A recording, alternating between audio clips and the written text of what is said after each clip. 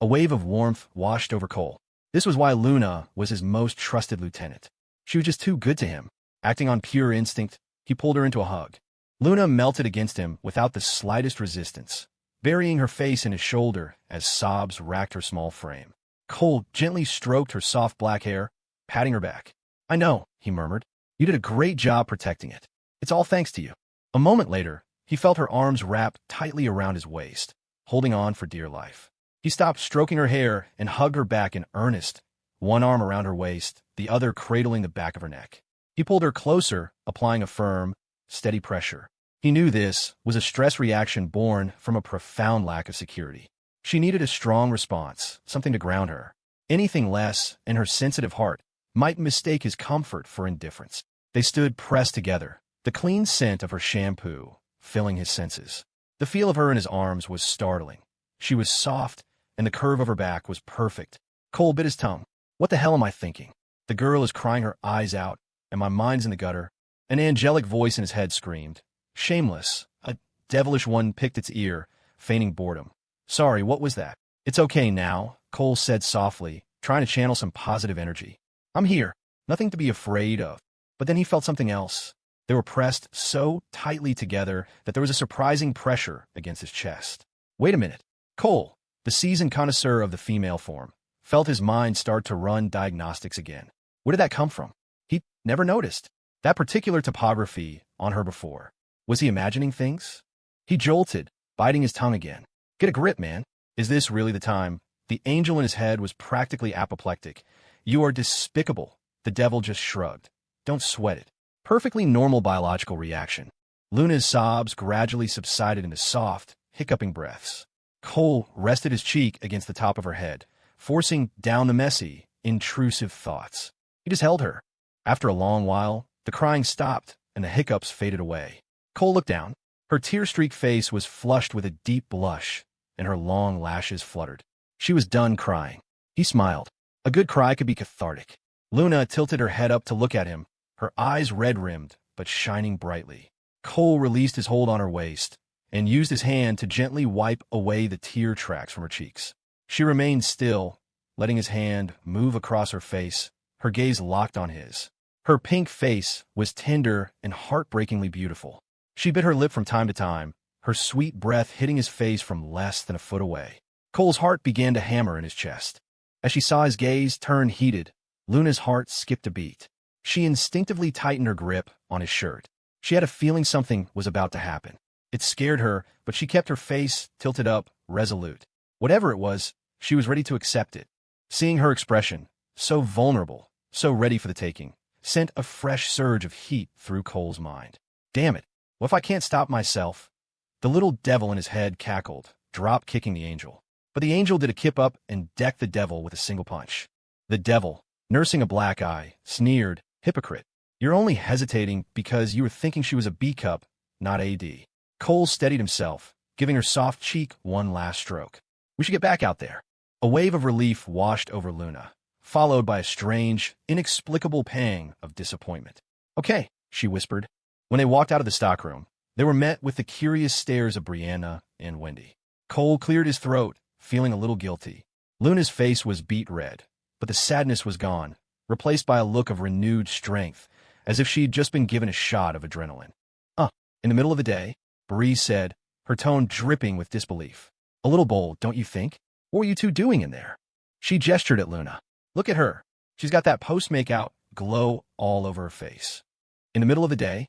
Cole repeated, then shot Bree a thumbs up. "My favorite time." Bree just stared back, completely baffled. While there was still daylight, Cole hopped on his e-scooter and zipped over to the economics department. He found the fourth-floor administrative offices and saw that the door to the dean of students' office was open.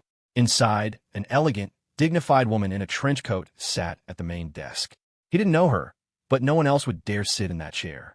He knocked politely and, after being invited in, reported the day's events, making sure to frame it in the best possible light. He emphasized that his venture provided part-time jobs for students, that he had secured an office in the Student Venture Lab, and that he had already hired upperclassmen for his project team. When it came to anything affecting student entrepreneurship, going to the administration was never the wrong move. He could have gone through the student government or his RA, but Cole believed in going straight to the top. The dean of students, a woman named Isabella Ramirez, was 46.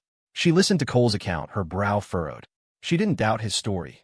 The police had been called, so it was real.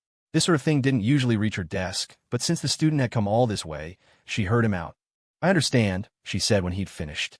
"Your first priority should be to reassure your student employees. We will contact the police department to get the full details." "Thank you, Dean Ramirez," Cole said, giving a respectful nod before leaving. Dean Ramirez leaned back in her chair, thinking, this incident could be handled quietly, or it could be leveraged.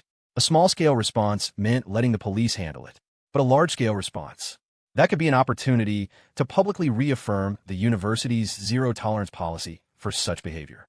They could even coordinate with other local universities for a joint campaign against the kind of shady practices that threaten student entrepreneurs. The next day, everyone at the Tea Alchemist, including Cole, was interviewed by members of the student government and university administrator. They wanted to hear the story from every perspective. Megan, being from another school and not present during the incident, was exempt, but even Wyatt and his two programmers were called in for a brief chat. A multi-university initiative was officially launched, though it was mostly just official press releases and brainstorming sessions about new preventative measures. For most students, the campaign was just background noise. But for Cole, it was a godsend. The student government's news committee wanted to do a feature on the Tea Alchemist for the university website. This was free, high-profile publicity, and he was going to milk it for all it was worth. The interviewers were a sophomore girl and a junior guy. The girl was a bit on the heavy side, with big eyes and an even bigger personality.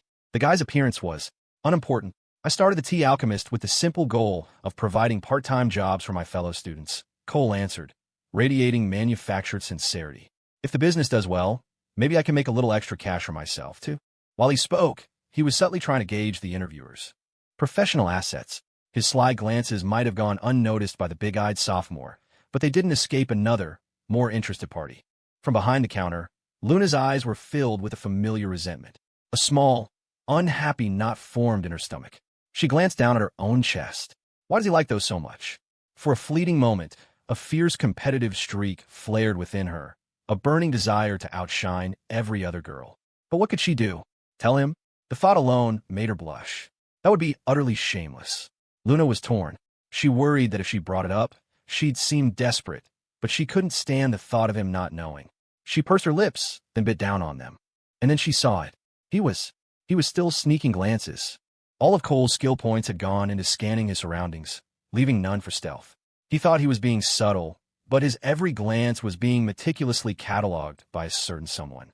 The sophomore interviewer, whose name was Holly, wore a demure smile, her eyes filled with curiosity about the freshman before her. "So, tell me a little about yourself, Cole." "Me? I'm just a regular guy. I speak English, I'm average-looking, average hobbies. I can't sing or dance, I'm not a secret rap god, and I don't play basketball." In the workspace, a small smile touched Luna's lips. Holly's own smile widened. She found him genuinely amusing. "I think you're being modest," she blurted out. "You're actually pretty handsome." Finally, someone with good taste, Cole thought, though he feigned humility. "You're just being kind, not wanting to crush my fragile ego." Inside, Luna's smile vanished. Holly giggled, covering her mouth as a strange light danced in her eyes. "You're so funny. I bet a lot of girls have a crush on you." The junior guy standing next to her twitched. "Hey, can we focus? We have a job to do." "Not at all," Cole said, waving his hands dismissively. "Girls like guys with 8-pack abs. I've only got one. And only 2 girls like me," he added silently. "That's not a lot." Holly couldn't hold it in any longer. She let out a peal of laughter that made her whole body shake. When she finally recovered, her gaze held a new warmth. "Hey, we should exchange numbers. So we can chat sometime." Inside, Luna started shaking a cocktail shaker with furious energy, the ice and boba rattling like a machine gun. Brianna shot her a weary look. "You've been shaking that thing for a full minute. The boba's going to disintegrate." Cole scratched his head, looking apologetic. "Oh, sorry, Holly. I'm trying to do a social media detox right now." Her laugh had been a little too much, like a whirlpool in a fish pond beckoning him closer. "Come on in, little brother. The water's fine." It was terrifying. He wanted to stay far, far away. A flash of disappointment crossed Holly's face, but was quickly masked by a smile. "Okay, well, let me know when your detox is over." In the workspace, Luna finally finished the drink, and her smile returned. The customer waiting at the counter looked on with admiration. No wonder the Tea Alchemist was so popular. Even their drink-shaking technique was on another level. "Holly, and you too," Cole said, turning to the junior guy. "Let me get you guys a drink on the house. Anything you want." The junior guy's eye stopped twitching, and he perked up immediately. "Awesome, thanks, man." Holly also thanked him, though a hint of regret still lingered in her eyes. That afternoon, an article titled "Freshman Entrepreneur Stands Up to Intimidation, Fosters Community" appeared on the Eastwood University homepage. There were no photos, just names. Besides his mission to provide jobs, the article focused heavily on the extortion attempt by outside individuals. This was followed by a lengthy interview with high-level university administrators, expressing their deep concern and commitment to student safety. It was the kind of article that only overachievers in student government would ever read, but Cole considered it a huge win. He'd gained a sliver of name recognition across campus, and even in other schools. Now, maybe his professors would stop giving him grief for skipping class. In the past few days, a couple of his intro-level professors had expressed their concern, which was really just a warning that he was close to not earning his credits. For the next 2 days, Cole kept a close eye on the police case. The owner of the beef noodle stand, a Mr. Wong, had confessed to hiring the thugs. His motive? He'd been coveting the Tea Alchemist location. His plan had been to harass Cole until he was desperate, then swoop in disguise as a savior and convince Cole to sell in the shop for a rock-bottom price.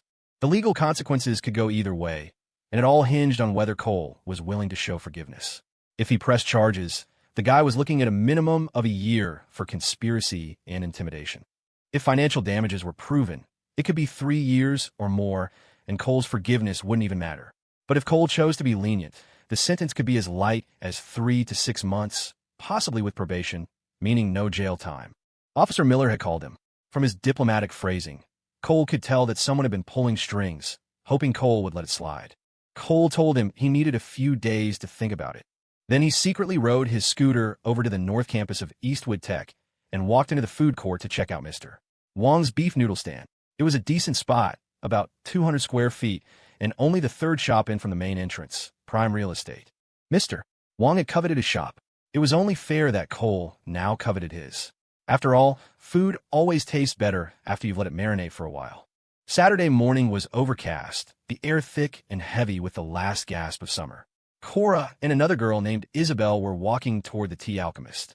Both were new recruits to the Student Government's Outreach Committee, and their mission was to secure a sponsorship from the tea shop for the upcoming Freshman Welcome Showcase. Hitting up a new student-run business was considered an easy assignment compared to dealing with seasoned local business owners, so the committee had handed it to them. Cora had been conflicted at first. It felt humiliating after the bet, but the desire to add a success to her student government resume won out. Besides, she told herself, that stupid bet was between the guys. It had nothing to do with her.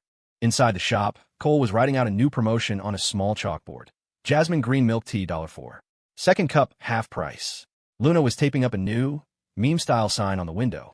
Warning, do not drink our tea at a 90 degrees angle. The right angle might get stuck in your throat. Welcome to the Tea Alchemist. What can we get for you? Megan and Brianna called out in unison. I'm looking for your owner, Cora said with a smile. Brianna didn't even need to point. Cole had already seen them. He walked over. Hi there. She was a high-value customer and a source of more high-value customers. Cole, can we talk to you for a minute? Cora's expression was complicated. This guy was such a good actor. Of course. Please come in. Cole smiled and gestured toward a small round table near the door. The three of them sat down, and Cora introduced Isabel, a freshman from the Information Management School. Isabel had been observing Cole. He was handsome, but he had something else, an indefinable quality. He was completely at ease, and his eyes were bright and deep, not like a typical boy's age. Most importantly, he was a gentleman. His eyes hadn't wandered over them once. Your presence graces my humble establishment, Cole said with mock formality. Where are your friends from last time? I find myself missing their company. He sounded so sincere, as if they were long-lost buddies he desperately longed to see again. He had already expertly judged that Isabel was likely somewhere in the B-to-C range. Cora's eye twitched. You miss them? You miss their money. She maintained a placid smile, pretending the previous incident had nothing to do with her. Oh, we're just casual friends. I'm here today about something important. Oh, what important matter might that be? Cole leaned forward, feigning intense interest. It's something that would be a great promotional opportunity for the Tea Alchemist. A win-win, you could say. Cora used a slightly modified version of the standard sponsorship pitch, thinking it would be a smoother way to hook her new boss Cole. Just be straight with me, Cora. I'm a simple man. Cole said, already guessing their purpose. What else could it be but the freshman welcome showcase? You're simple like a fox is simple, Cora thought, her expression freezing for a second. She glanced at Isabel. Isabel immediately picked up the cue. The university-wide freshman welcome showcase has been scheduled, and we're still short on our funding goal. We were hoping you might consider a small sponsorship. How small is small? Cole asked, his mind already running the numbers. The two girls exchanged a look. Isabel hesitated. 300? If that's too much, 100 or 200 would also be a huge help. I'll give you 500, Cole said. And in return, I get a small display table and a banner, right? The offer was completely unexpected. Cora and Isabel's faces lit up with surprise. Stars practically appeared in Isabel's eyes. Cole, are you serious? I never joke about money, Cole said, a Mona Lisa smile playing on his lips. Cora's feelings were in turmoil. Of course you don't joke about money. You just treat your lies like the gospel truth. But for now, surprise trumped her annoyance, and she let it go. I'll also need to be the named sponsor for one of the performances, Cole added. Of course, that's no problem, Isabel said quickly. Cora actually has a dance number in the show. She volunteered for it herself. A flicker of pride crossed Cora's face. Her application for a performance slot had been approved instantly. She and her dance crew would be performing in front of the entire freshman class, a huge boost to her campus reputation. Perfect. We'll sponsor Cora's act then, Cole said agreeably. Any performance would do. He thought for a moment, then called out toward the counter. Lou, can you bring me a pen and paper? The nickname, Lou, sent a ripple of pleasure through Luna. Okay, she chirped, fetching a small notepad and pen from behind the counter and placing them on the table in front of Cole. Even Isabel couldn't help but stare. Why would a girl that pretty be working part-time in a tea shop?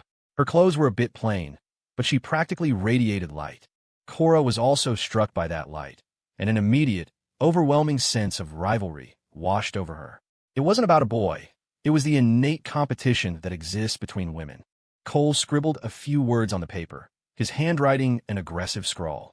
In a moment, he'd written a slogan. The Tea Alchemist, a little magic in every cup. He tore off the sheet and handed it to them. Just have the announcer say this before the performance. That's easy enough, Cora said, taking the paper. The slogan was catchy, but his god-awful handwriting was almost physically painful to look at. Your handwriting is very unique, Cole, and the slogan really gets to the heart of it. So it's a deal. When can we expect the sponsorship funds?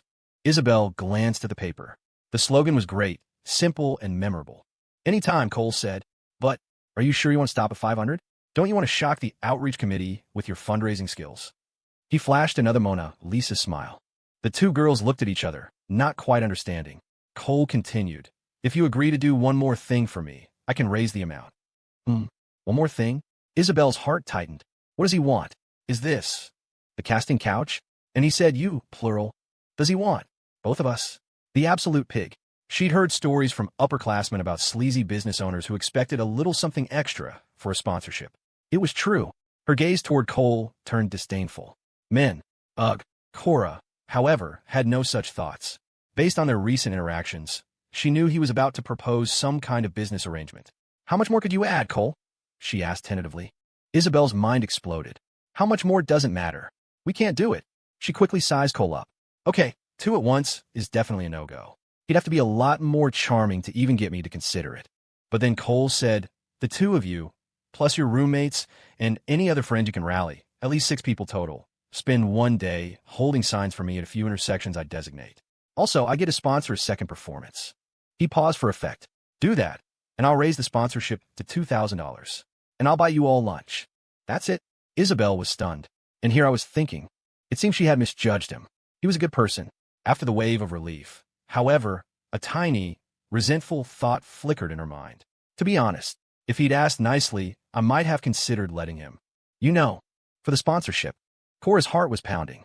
The entire budget for the welcome showcase was probably only around $10,000. If she alone brought in $2,000, all her previous frustrations with Cole vanished. Without a second thought, she agreed. Done. I'll go find people right now. We can sign the agreement today, if you want. There were plenty of people she could ask. Her roommates, her dance crew, other helpful friends. Perfect, Cole nodded.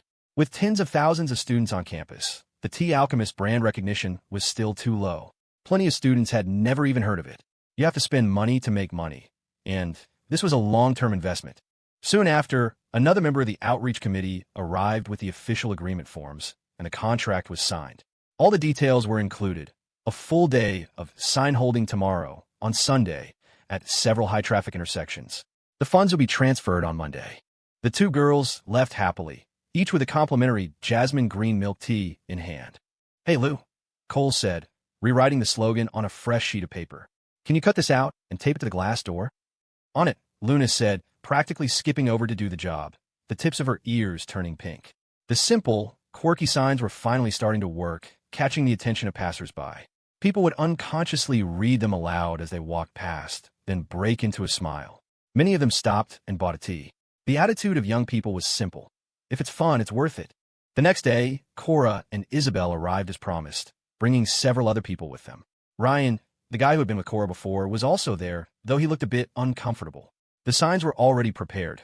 Cardboard posters with the slogan written in colored marker over sheets of A4 paper, with the Tea Alchemist name in large letters. "Thanks for your hard work today, everyone," Cole said. "Lunch and dinner are on me, and everyone gets a free tea at the end of the day." Even though it was part of the sponsorship agreement, offering small perks was the best way to prevent people from slacking off. Maybe because it was the weekend, customers started arriving early, and soon all the tables were full. Cole was happy to see it. It created a sense of buzz, the equivalent of a line out the door without having to pay for it. As he was busy working, Cole suddenly heard a few familiar voices. His 3 roommates had walked up to the shop and were studying the menu board. The shop was crowded, and with Wendy standing in front of the counter, they didn't notice their roommate working inside. Cole was curious. The 3 of them never came this far from campus, unless it was for the internet cafe nearby. "I bet. Just pick something, $5 limit," Preston urged. "Hold on. This requires careful consideration of flavors," Frank replied. By the time they ordered, they still hadn't spotted Cole. "This place is actually pretty nice," Preston said, pretending to examine the signs on the wall while his eyes scanned the girls sitting at the tables. "It has a certain Starbucks vibe." "A what bucks?" Frank asked, clueless. "You've never heard of Starbucks? It's a coffee shop. I go all the time back home," Preston said, looking at Frank as if he were a caveman. "A shop like this must have cost a fortune," Javi remarked. "At least this much," Preston said, holding up 2 fingers to signify 20,000. He shook his head with a little laugh. Cole was talking about opening a tea shop a while back, as if a regular person could pull something like this off. "True. The rent alone would be insane," Javi agreed. Preston continued his critique with a touch of smugness. "And look at these slogans. They create a perfect atmosphere. Definitely the work of a marketing pro." A coconut pudding milk tea was handed over from behind a female employee, accompanied by a familiar voice. "Thanks for the validation. So what was the bet? Am I not getting a cut?" "Cole, what are you doing here?" Preston was stunned as he took the drink. Then, a look of realization dawned on his face. "So that's why you've been disappearing every day. You're working part-time here." Frank and Javi were just as surprised. They hadn't paid any attention to the staff inside. It never occurred to them that the sole male employee would be their roommate. "Part-time isn't wrong," Cole said with a grin. "Part-time owner, that is." Frank's brain finally caught up. He gestured around the shop, his expression incredulous. "You mean, you did all this?" "Yeah, I told you I was going to open a shop, and here it is," Cole said with a casual shrug. Preston rolled his eyes. "Keep dreaming. Just admit you work here. Why do you have to pretend you own the place? You don't believe me when I tell you the truth. What can I do?" Cole sighed. Why was Preston always so skeptical? He turned to Wendy, who was sealing a drink. "Wendy, am I the boss?" "Yes, you're the boss. Now, can you please move?" "You're blocking everything," she said without looking up, her hands a blur of emotion. Embarrassed, Cole took a step back. Preston's expression flickered, his eyes filled with a struggling disbelief. He looked from Wendy to Cole. Suddenly, his eyes lit up. He pointed at Cole. "Oh, I get it. You're acting, aren't you? This is all an act. See for yourself," Cole said, nodding toward the wall. "The business license is right there." Preston actually went to look. He saw the name listed under proprietor, Cole Chun. A wave of sour bitterness washed over him. It's real. He really did it. How is this possible? How had he managed to open a tea shop? It was unacceptable. Weren't they all supposed to muddle through college life together? He felt a sense of profound disorientation. Frank and Javi were equally stunned. The tea alchemist belonged to Cole. It wasn't surprising they hadn't found out sooner. Milk tea wasn't a strong enough lure to drag a bunch of single guys this far off their usual path. And Cole had never said anything in the dorm. Oh, wait, he had. They just hadn't believed him. "I've got to get back to work." "Make yourselves a home," Cole said, seeing a line of over a dozen orders on the docket. Preston sipped his tea, the flavor turning to ash in his mouth. A sudden thought struck him, and he froze. He looked at Cole. "You waited until after I paid to say something, didn't you?" "What? How could you think that of me?" Cole said, his voice rising in mock offense. "Am I that kind of person?" Preston just laughed coldly. "Yes, you are exactly that kind of person." The three of them had planned to hit the internet cafe after getting their drinks, but they'd completely lost the motivation. They walked back to campus in a daze. During a lull in the afternoon, Cole tried to take Luna shopping for new clothes, but to his surprise, she refused.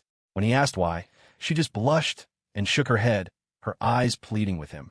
Finally, probably afraid he'd get upset, she said she would go in a few days. Cole figured her pride was acting up and decided to drop it, not wanting his good intentions to become a source of pressure for her. It wasn't until later, when he saw a discarded sanitary pad wrapper in the women's restroom trash, that he had a sudden epiphany. It wasn't pride. It was her period. A heavy one. She was worried about having an accident in a store's changing room. Since clothes shopping was off the table, Cole took the time to do a covert inspection of the sign-holding operation. He zipped around on his e-scooter, a ghost in the machine, and found that they were all being reasonably diligent. At each intersection, at least one person was holding up a sign. At one corner, Cora was squatting on the curb, playing on her phone, while Ryan cheerfully held a sign beside her. Maybe this is happiness, Cole thought, watching them from a distance while sucking on a popsicle that tasted like autumn. Just then, his phone buzzed with a stream of Facebook Messenger notifications. He opened them. It was Serena. "Serena, Cole, my eyes are sore and my feet are numb. I don't want to study any more pleading face." Cole replied instantly. "I'll take you out for hot pot tonight. Then I'll give you a full-service eye massage." She replied in seconds. "Deal." Raising hands, "I'm going to take a nap now." Cole, "Okay, get some rest. I'll wake you up beforehand." He felt a pang of sympathy for her. Law school, all those statutes and legal jargon were enough to make a dog's head spin. He stayed busy at the shop until just after 5, then sent Serena a text and headed for the law school. The law school was on the other side of campus, far from Hillside Avenue. By the time he reached her dorm, it was almost 5:40. A few moments later, she emerged from the building. She was dressed casually in slacks and a simple long-sleeve t-shirt, carrying a light jacket in her hand. He told her to bring one, worried the lakeside wind would be too chilly at night. "Cole." The moment she saw him, Serena's cool composure melted away, and she rushed toward him, her arms outstretched like she was a castaway who'd just spotted her rescue ship. As she got closer, Cole could see she was genuinely exhausted, her expression tinged with misery. He took her small hand in his. "Let's walk and talk," he said gently. "Okay," she said, her energy low. Even though she was tired, he still took her to the hot pot restaurant. There is something deeply relaxing about a hot pot meal. He even carried her on his back for part of the way there. Sure enough, after he'd cooked a few slices of lamb and fed them to her, her spirits began to lift. Serena didn't say what was bothering her, and Cole didn't ask. He figured it was the usual combination of family and academic pressure. "You eat," Serena said, holding up a piece of cooked beef tripe, dipped in sauce, to his lips. After he'd eaten it and playfully slurped the chopsticks clean, a blush rose on her cheeks, and she scrunched her nose in a cute huff. She was clearly feeling much better. Cole grinned and cooked a piece of tripe for her. He held it out, dipped in sauce, and said cheekily, "Want to slurp them too?" "No." Her face was flushed crimson as she gently bit the tripe off the chopsticks. But after a couple of chews, she noticed he hadn't moved the chopsticks away. The blush spread rapidly down her neck. Her long lashes fluttered a few times before she shyly opened her mouth, took the chopsticks, and gave them a delicate slurp, her eyes cast downward. The sight made Cole gulp. "Damn, Serena, you're a natural flirt." He grinned mischievously, pulled the chopsticks back, and slurped them himself. How could you?" Serena cried, covering her face, mortified as her mind started to go to very strange places.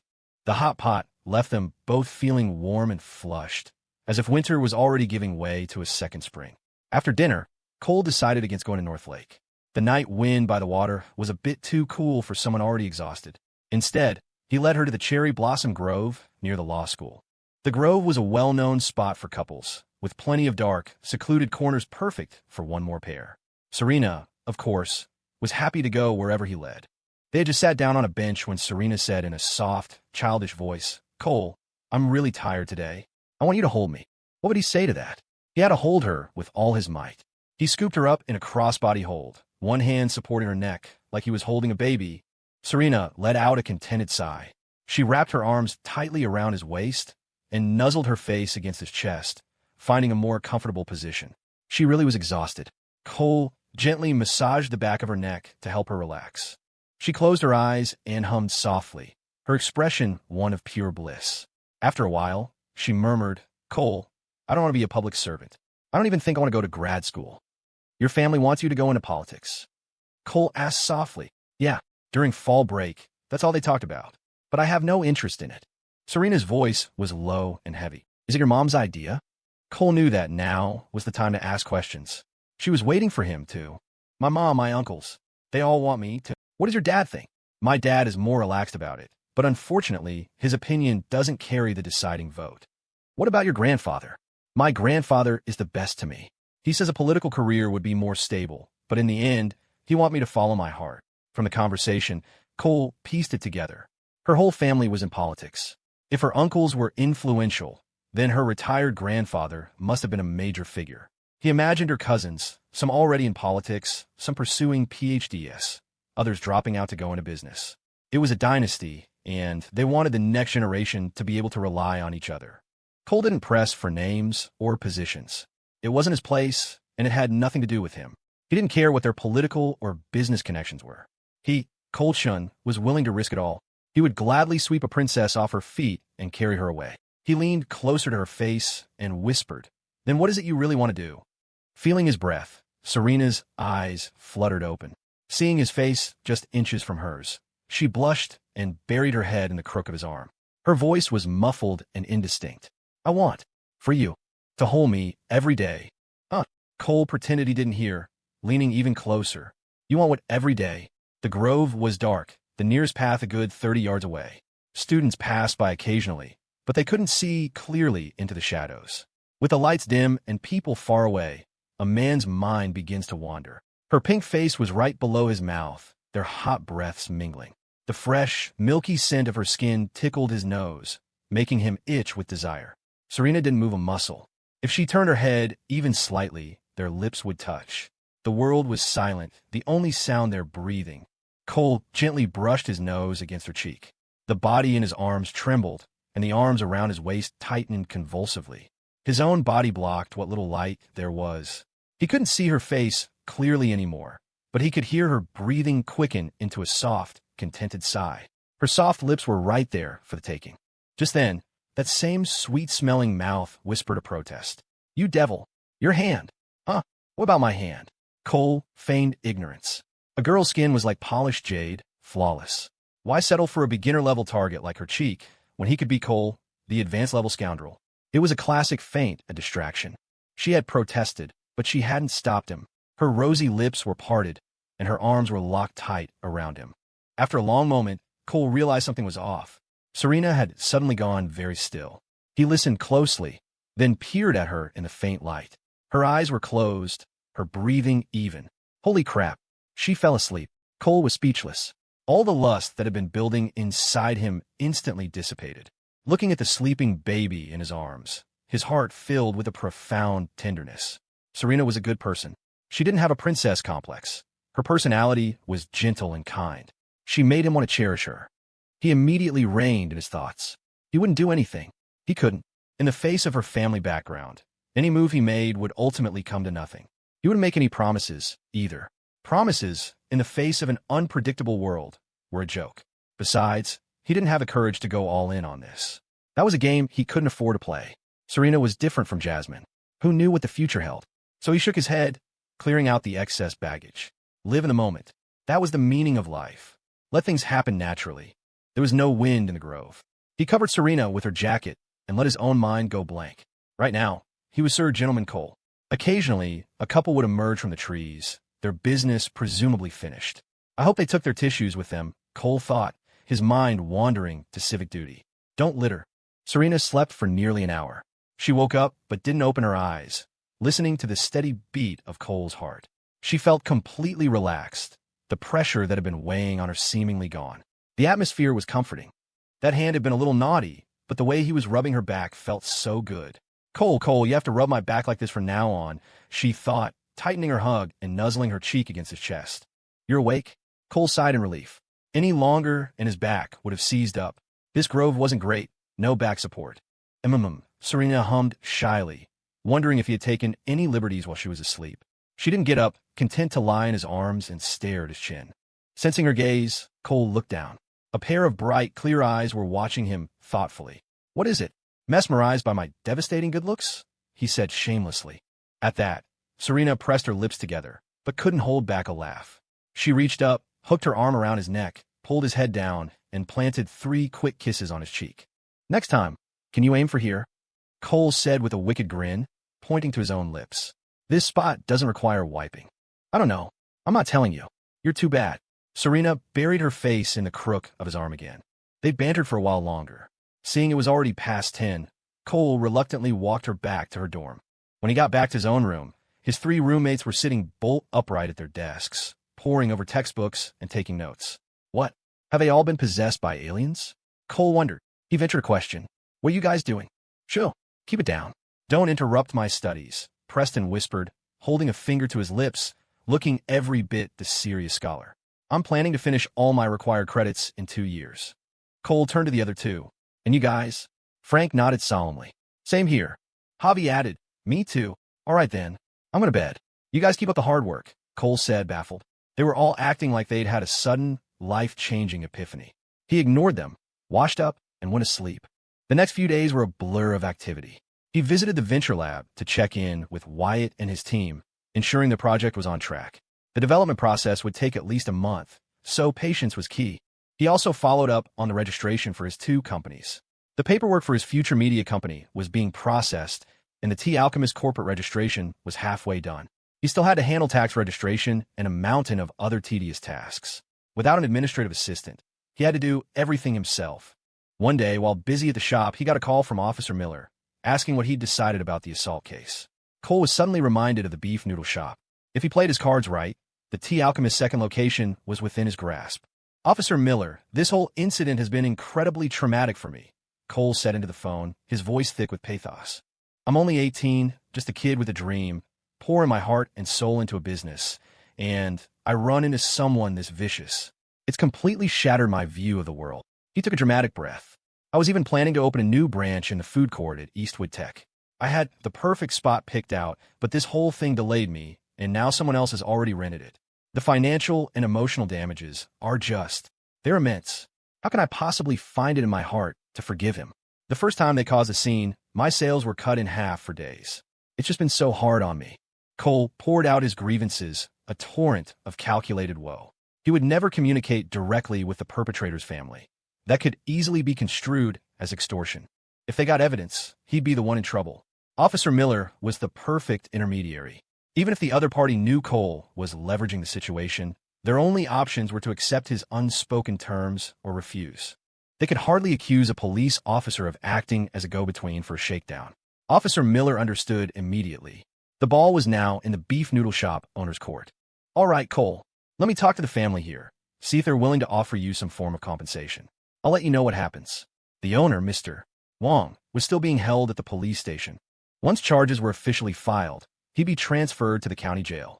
Miller brought Wong into an interrogation room.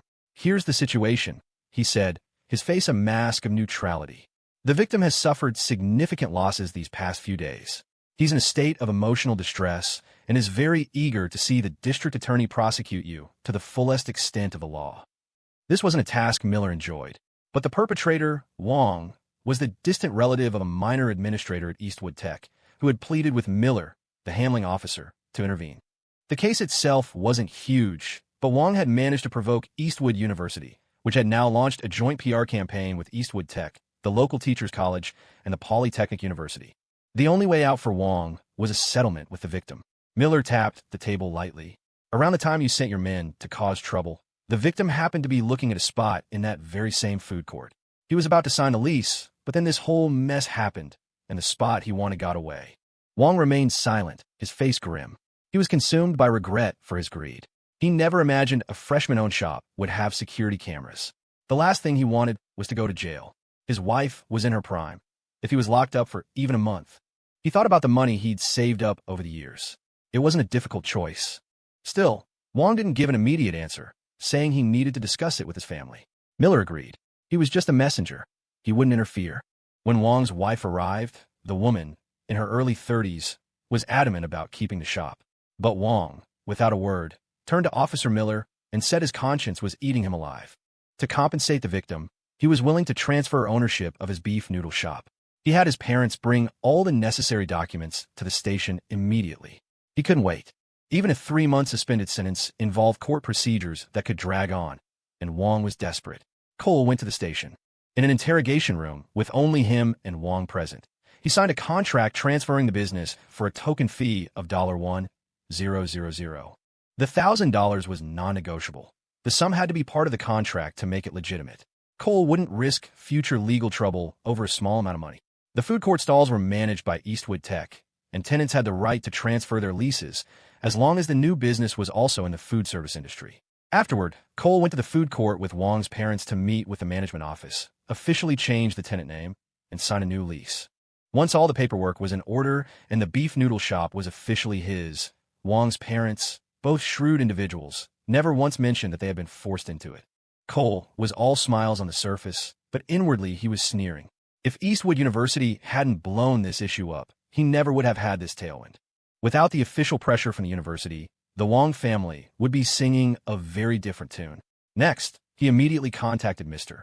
Huang, the contractor, to start work on the new location. At only 200 square feet, the renovation would be much simpler. He estimated it would be ready in 8 to 10 days. With the new shop secured, Cole finally returned to the station and graciously signed the papers forgiving Wong, along with similar documents for the 3 thugs he'd hired. Cole had already brought the 3 women from his shop to the station to receive formal apologies and promises of compensation from a man. All that was left was his final signature. With that, the police could proceed with the lenient sentencing route.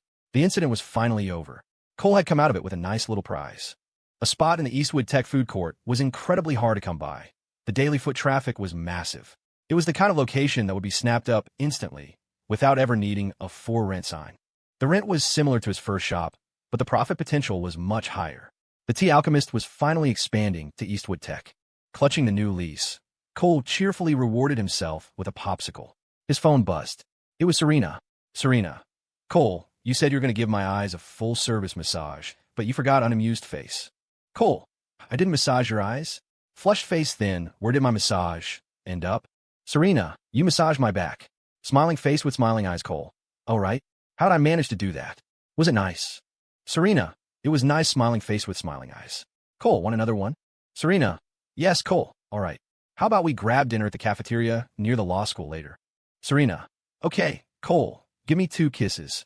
Serena, here's 3. Face-blowing kiss, face-blowing kiss, face-blowing kiss. Cole smiled, satisfied. He had genuine feelings for Serena. He'd been on the verge of losing himself to her several times. He would give her anything he had, except for his whole heart. He had to keep a part of it back for himself. That was why he'd skipped her lips and gone straight for her back. Kissing was second only to sex in its power to breach a person's defenses and go straight for the soul. Once he crossed that line, she would enter a completely different state of mind. He had to be sure they were both ready for that. That evening, Serena took him to the law school's cafeteria. They ate their fill, and Cole once again ate food from her chopsticks, an act that did not go unnoticed. The law school had only one transcendent beauty, a cool, ethereal goddess, and she was naturally the center of attention. After being rebuffed a few times, many of the upperclassmen were too intimidated to even speak to the frosty Serena. Now, they were in despair. The goddess had been claimed. Eating from a guy's chopsticks? How close did you have to be to do that? The silent, envious command went out through the cafeteria. Get him. Use your eyes to kill him. That night, Cole once again played the role of back masseuse, foot-rubbing technician, and eye compress specialist. How'd he heat the compresses? By blowing warm air on her eyelids, of course. It was all for the sake of helping her relax, a necessary sacrifice. The adorable goddess fell asleep on him again. His reward was 5 soft kisses planted on his cheek. The next afternoon at 5, Cole headed to the Eastwood Tech food court to check on the renovation progress. Tonight was Eastwood Tech's freshman welcome showcase, and he had to see Jasmine's performance. And he had to watch it carefully, because she would definitely be quizzing him on it later. Eastwood Tech's freshman welcome showcase was being held at the stadium and started at 7 p.m. sharp. To snag a good spot up front, Cole slipped in early, blending in with the student volunteers. In the hustle and bustle, no one questioned if he was legitimate. Hey, you, what's your name, freshman? Go check the sound equipment backstage. Make sure the plugs won't get kicked out. A junior girl called out to him. On it, Cole replied. Hey, can I borrow your badge for a sec? I think I dropped mine somewhere. Here, the girl said, taking the lanyard from around her neck and handing it to him. The backstage area was located under the stadium stands. 2 upperclassmen were guarding the entrance. Seeing the badge around Cole's neck, they let him through without a second look. The space was crowded with people touching up their makeup and chatting nervously. Cole followed the power cords and quickly found the outlet in a corner. After confirming it was secure, he placed a stool over it for extra protection. When he turned around, he saw her, Jasmine. She was standing with a few of the girls, all wearing matching white crop tops and casual pants. As if feeling his gaze, Jasmine looked over. Their eyes met, and they both broke into a smile. She beckoned him over, and Cole immediately walked toward her. Jasmine. Cole, how'd you get in here? She asked, leaning in a whisper. Legitimately. See, he said, proudly flashing the badge. Laura Chun? Jasmine's focus seemed to shift. She narrowed her eyes. You've only been here a minute, and you've already picked up a junior? No way. I just borrowed her badge. How else was I supposed to get in to see my most beautiful sister? Cole grinned. You and your silver tongue. Jasmine shot him a playful glare and raised her hand as if to smack him. I ought to hit you. With her slightly smoky eye makeup, the look was devastatingly charming. It made Cole's heart itch. Jasmine, is this your brother? Asked Alex, the girl standing next to her, her face full of curiosity. So this was the brother of the famously brother-obsessed Jasmine. She'd imagined some kind of jock from the athletics department, all muscle and with a trendy haircut. This guy was, all right, clean cut, with an easy appeal. She wondered if he had an 8-pack. What was it about him that had so completely captivated the famously aloof Jasmine? Cole, this is Alex. Just call her Alex, Jasmine said, letting the introduction serve as her answer. Shouldn't he call me Alex, Gia? Alex protested. No, he's only allowed to call me Gia, Jasmine said, shaking her head decisively. Hi, Alex, Cole said with a polite nod. Jasmine would never let him call another girl sister. Alex was speechless. Was that a rule now? She'd been skeptical before, but now she was even more curious. Jasmine was the undisputed #1 beauty of Eastwood Tech, the object of desire for every straight male student, from undergrads to PhD candidates, and even some of the younger professors. She was also the object of envy for countless self-important female students. Yet this goddess of a girl was usually as responsive as a block of ice, seemingly indifferent to all men. There were even rumors she was gay, though Alex knew that wasn't true. She listened as the two of them chattered away about trivial, meaningless things. The conversation had zero substance, but they never seemed to tire of it. What really made Alex's scalp tingle was how Jasmine seemed to have transformed into a petulant, easily flustered little girl, using her older sister's status as a cover for what was clearly flirting. It completely shattered Jasmine's cold, proud image. It wasn't just Alex. Everyone else backstage, boys and girls alike, was staring in disbelief. The campus dragon lady had this side to her. Not far away, standing in a corner with his fiery Latin dance partner, Dylan's eyes turned green with envy. This was the brother whose opinion had to be consulted? Was he better looking than him? Other than being a little taller, what did he have? Was Jasmine blind? Or had this guy slipped her a love potion, cast a spell on her, hired a master to perform a lifelong love curse? Dylan's heart was soaking in acid, gnawed on by jealousy. The worst part was, he had no right to be jealous at all. Bored and unable to get a word in, Alex finally reminded her. Jasmine, there's a spot over there. It's time to change your shoes. Okay, Jasmine replied. The dance team wore matching shoes for a better visual effect. She jerked her head toward the bench. Alex, you guys go sit down and change. I'll change here. Alex didn't press. If the great campus beauty wanted change, standing up, so be it. Then she heard Jasmine point to a corner. Cole, go get that bag of shoes for me. The one with the #1 on it. Cole did as he was told. Jasmine steadied herself by putting a hand on his shoulder and lifting one foot. The meaning was obvious. The surrounding students were thunderstruck. What was she doing? The answer was clear. She was having her brother change her shoes. Cole, the loyal simp, was used to it. He bent down and took off her sneakers, then slipped the new white athletic shoes for the dance on her feet. As he did, he gave her foot a quick squeeze, earning 2 sharp pinches on his shoulder. After both shoes were on, he knelt down to tie the laces, embodying the spirit of a true devotee. But for Jasmine, Cole was more than willing to play the part. He tied the laces into a neat bow with practiced ease. Jasmine rested her hand on his head, her fingers unconsciously toying with his hair completely oblivious to the stares from all around her. Her expression was a mixture of pride and deep satisfaction. In the corner, Dylan's eyes were practically bulging out of his head. What in the hell kind of drug is he on? I need to get some for myself. Changing shoes? He could do that. He was suddenly unsure what the words playing it cool even meant anymore. He even began to think his own carefully cultivated, gentle as jade, pretty boy smile was kind of a joke. After tying the laces, Cole received a sweet smile of approval from Jasmine. He chatted with her for a few more minutes, then headed back out front. He still had a badge to return. The showcase started on time. The hosts, dressed in formal wear, took the stage, followed by speeches from university leaders. The performances in 2010 were mostly forgettable, but Cole applauded enthusiastically for every single one. He was standing right next to the section where the university officials were seated, and his energetic support earned him several appreciative glances. This young man is great, they seem to think. He really knows how to build an atmosphere. The show went on, and the mood was lively. Aside from one Latin dance pair who had a minor slip-up, everything went smoothly. Finally, it was Jasmine's turn. And now, please welcome the Dance Society's jazz team, Performing Change. As Jasmine led her team out from backstage, the stadium erupted in applause, screams, and whistles. She had the presence of a seductive but cool-headed queen, her slim, pale waist on display, her every step brimming with vitality and feminine charm. She captured the attention of everyone in the audience, male and female alike. The freshmen who didn't know her were all frantically asking who she was. As the music reached its finale, the applause was deafening. Cole was clapping wildly, but in the next second his eyes narrowed. He muttered a curse under his breath. Oh, hell no. The absolute audacity. He snatched a single flower from one of the bouquets left near his feet from a previous act and launched himself toward the stage like a rocket. Trevor had been planning this for a long time. Today, the moment Jasmine's performance ended, he would present her with roses and confess his love. He had dressed meticulously for the occasion. A perfectly coiffed pompadour, slicked back with wax, a white t-shirt under a white dress shirt, white casual pants, and white sneakers. He even had a guitar slung over his shoulder. After presenting the flowers, he would play a song, and then, in front of everyone, he would win her heart. He would conquer the famous campus dragon lady, renowned for her icy demeanor, and win both the beauty and the reputation. He wasn't worried about delaying the show. The university officials would surely be moved by the romantic atmosphere. This was his grand plan, his fantasy. As he stood up and jogged toward Jasmine, the hoots and whistles of his roommates and friends spurred him on, filling him with exhilaration. Many of the guys in the audience saw what was happening and watched with a mixture of envy and bitterness. The girls were filled with jealousy.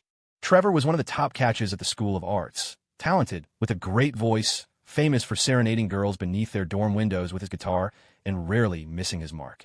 The campus was littered with heartbroken upperclassmen and freshmen who had fallen for him, and with bitter guys whose girlfriends he had stolen.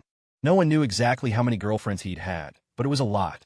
Some guys were envious, others despised him, but what could you do when the girls fell for his act?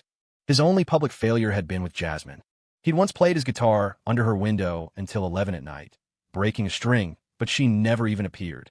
It seemed he was better prepared this time.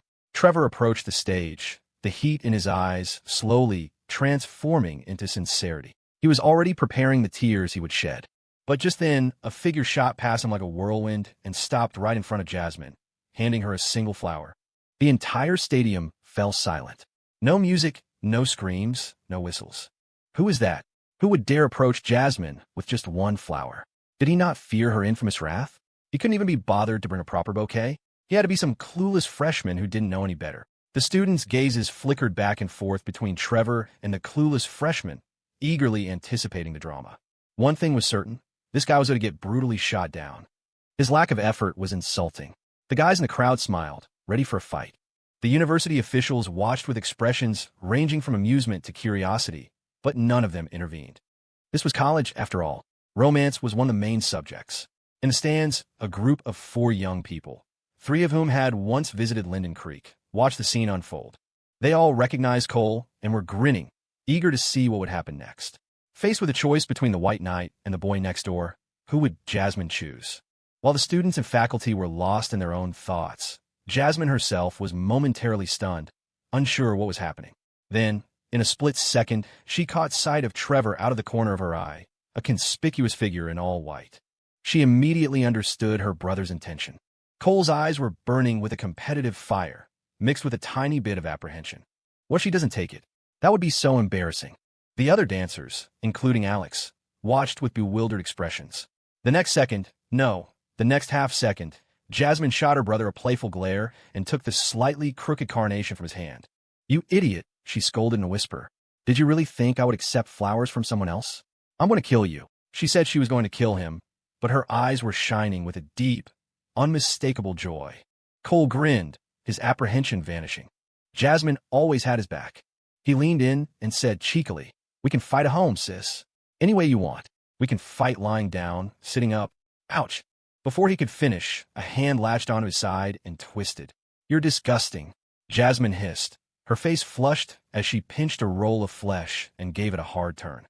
Behind them, Alex and the other dancers were speechless. They were still on stage, and these two were already acting like this.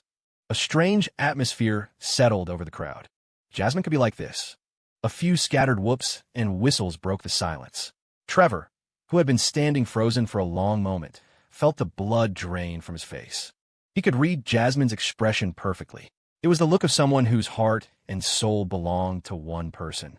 He'd seen it before in his conquests, but he'd never seen that particular blend of scolding and adoration.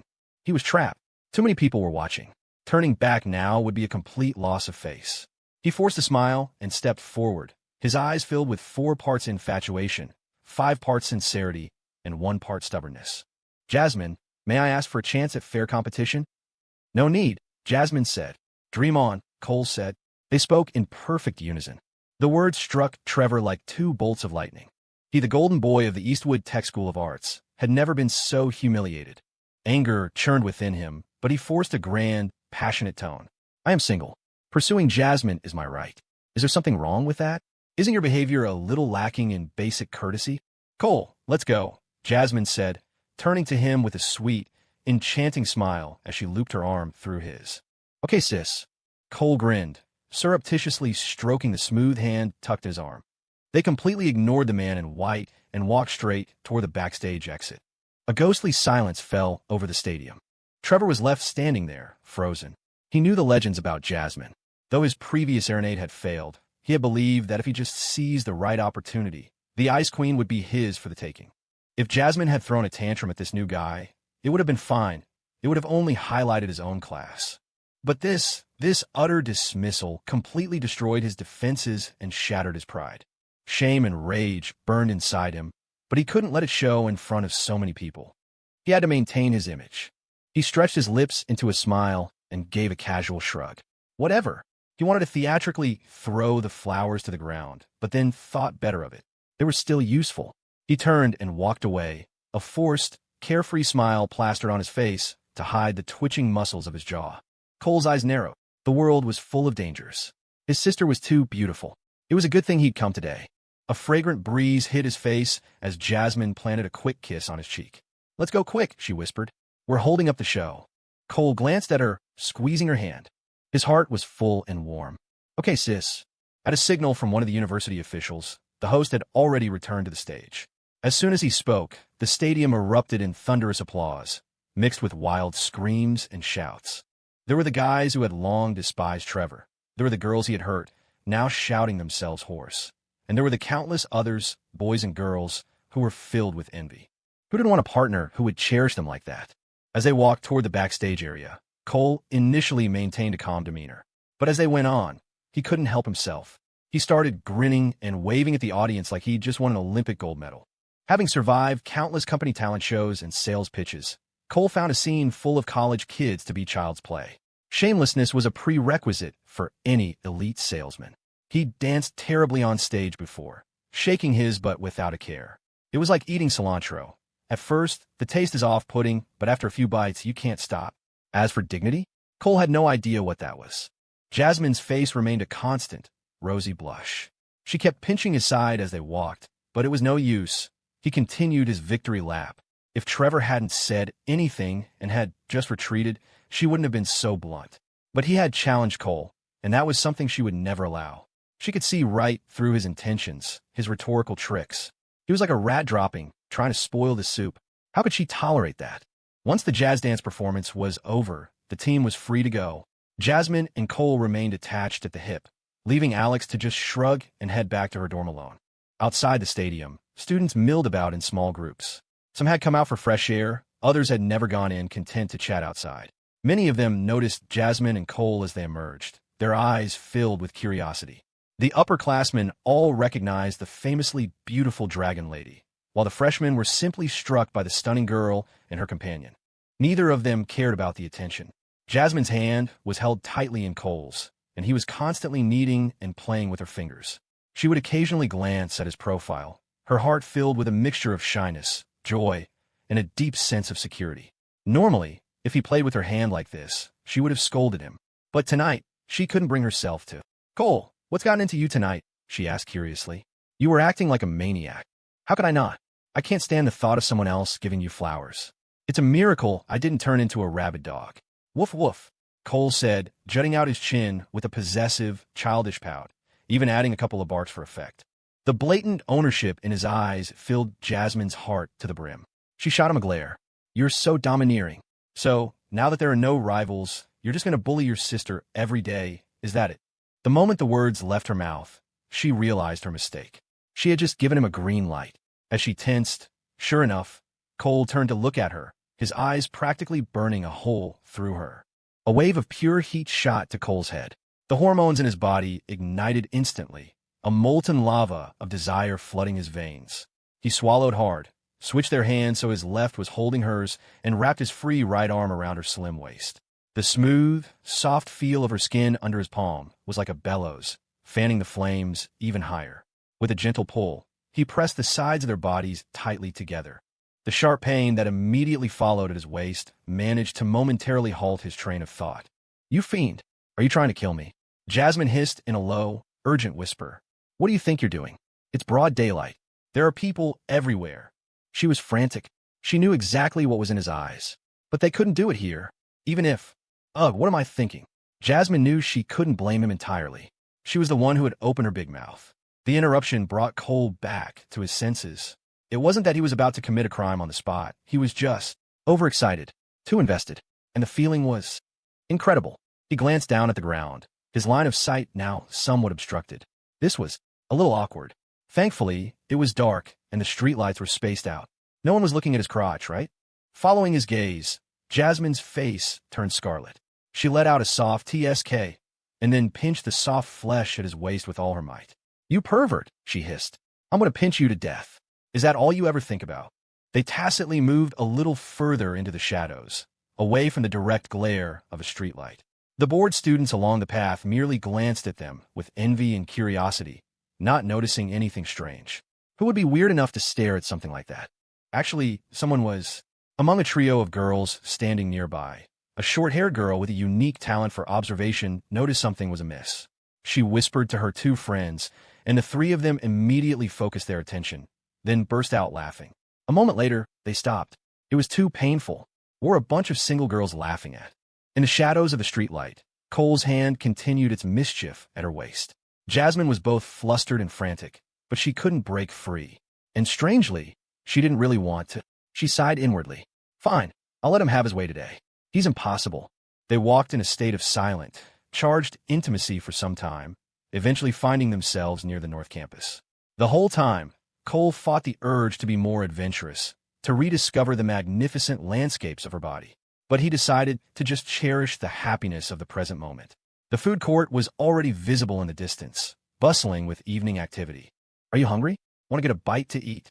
Jasmine asked, her face red, hoping to sacrifice herself for a brief respite. Maybe if the pervert was eating, he'd let go of her for a minute. She couldn't take much more of this. "Sure, let's go see what they have," Cole said. He was actually a little hungry. After all, that kind of sustained energy burst, that constant. Looking up at the moon, it burned calories. They walked into the food court and saw the new, unlit Tea Alchemist location. The spot was perfect. Cole gave his luck a mental high five. They bought a basket of shumai and a cup of multigrain congee, and he finally released her. Jasmine immediately drew a lot of attention. Feeling like he was getting the short end of the stick, Cole pulled her back out of the food court. They ate as they walked slowly. The hassle of a new shop brought something else to mind. All the tedious paperwork for the business license. Now that he'd incorporated the Tea Alchemist, He had to transfer the old shop's license from a sole proprietorship to the corporation. The new shop needed its own food service and health permits. It was going to be too much for him to handle alone. What are you thinking about, Cole? Jasmine immediately noticed he was lost in thought. Oh, I was just thinking. It was then that Cole suddenly remembered. Wasn't Jasmine a business administration major? That included administrative management. She was studying it so she could take over her family's business when her father and his mother got older. But they weren't old yet, right? She could help him out. A brilliant idea lit up his mind. Sis, come with me. Cole pulled her back toward the food court. Jasmine followed, curious to see what he wanted to say. Inside, Cole pointed at the half-renovated tea alchemist. Sis, I opened this. Huh, Jasmine said, her mouth half full of shumai, her expression completely baffled. I said this shop, Cole repeated, puffing out his chest, waiting for his sister's praise. I opened it. Chewing, Jasmine mumbled. What are you talking about? The spots here are impossible to get. Even if I gave you the money, you wouldn't be able to secure one. The words were both touching and infuriating to Cole. It really is mine. You don't believe me. He quickly reconsidered. Of course, she didn't believe him. Anyone else might have, but his own sister knew he didn't have that kind of capital. I don't. If you really wanted to open a shop, you'd have to spend a lot of time searching for a location. The shops around here are almost never for sale. But if one does become available, I'll give you the money, Jasmine said, taking a sip of kanji. She added, but you're only a freshman. Your studies are important. You could take your time with making money. There's no rush, and it's not like you need to. A current of warmth surged through Cole's heart. He was truly touched. This was his sister. She didn't believe him, but her first instinct was to offer him the money. Seeing his stunned expression, Jasmine worried she'd hurt his pride. She wrapped her arms around his waist. Her eyes were full of tenderness as she spoke softly, as if cooing to a child. If you want to open one, we'll open one, okay? You have a good eye, and a shop here would definitely make money. Actually, I wanted to open one too. Starting tomorrow, let's look for a good spot together, okay? The warm current in his heart became a torrential flood, washing over him and leaving him feeling completely overwhelmed. His heart began to tremble. Sis, let's talk outside, Cole said, his voice thick with emotion. He fought back the stinging in his eyes and put his arm around her, leading her away. Jasmine followed gently, glancing at him from time to time with a look of self-reproach. They walked 40 or 50 yards away to a less crowded spot. Cole stopped and pulled her into a tight embrace. Jasmine let out a soft cry of surprise at the sudden closeness. Feeling his breath on her neck and the powerful arms around her waist, she wrapped her own arms around his back, clasping her hands tightly. She rested her chin on his shoulder and gently rubbed her cheek against his ear. What's wrong? I just wanted to hug you. Go ahead. I'll let you today. What about tomorrow? That depends on your behavior. Sis, you're the best. You're just now realizing that? Hey, your hand. I'm going to hit you. What's wrong with my hand? Behave. All right. Sis, what if that shop really is mine? Will you promise me one thing? Jasmine paused. Was Cole serious? Why was he making this bet? Tell me what it is. I want to touch. Cole whispered a few words into her ear. I'm going to bite you. Jasmine's face went crimson, and she bit down hard on his shoulder. Ow.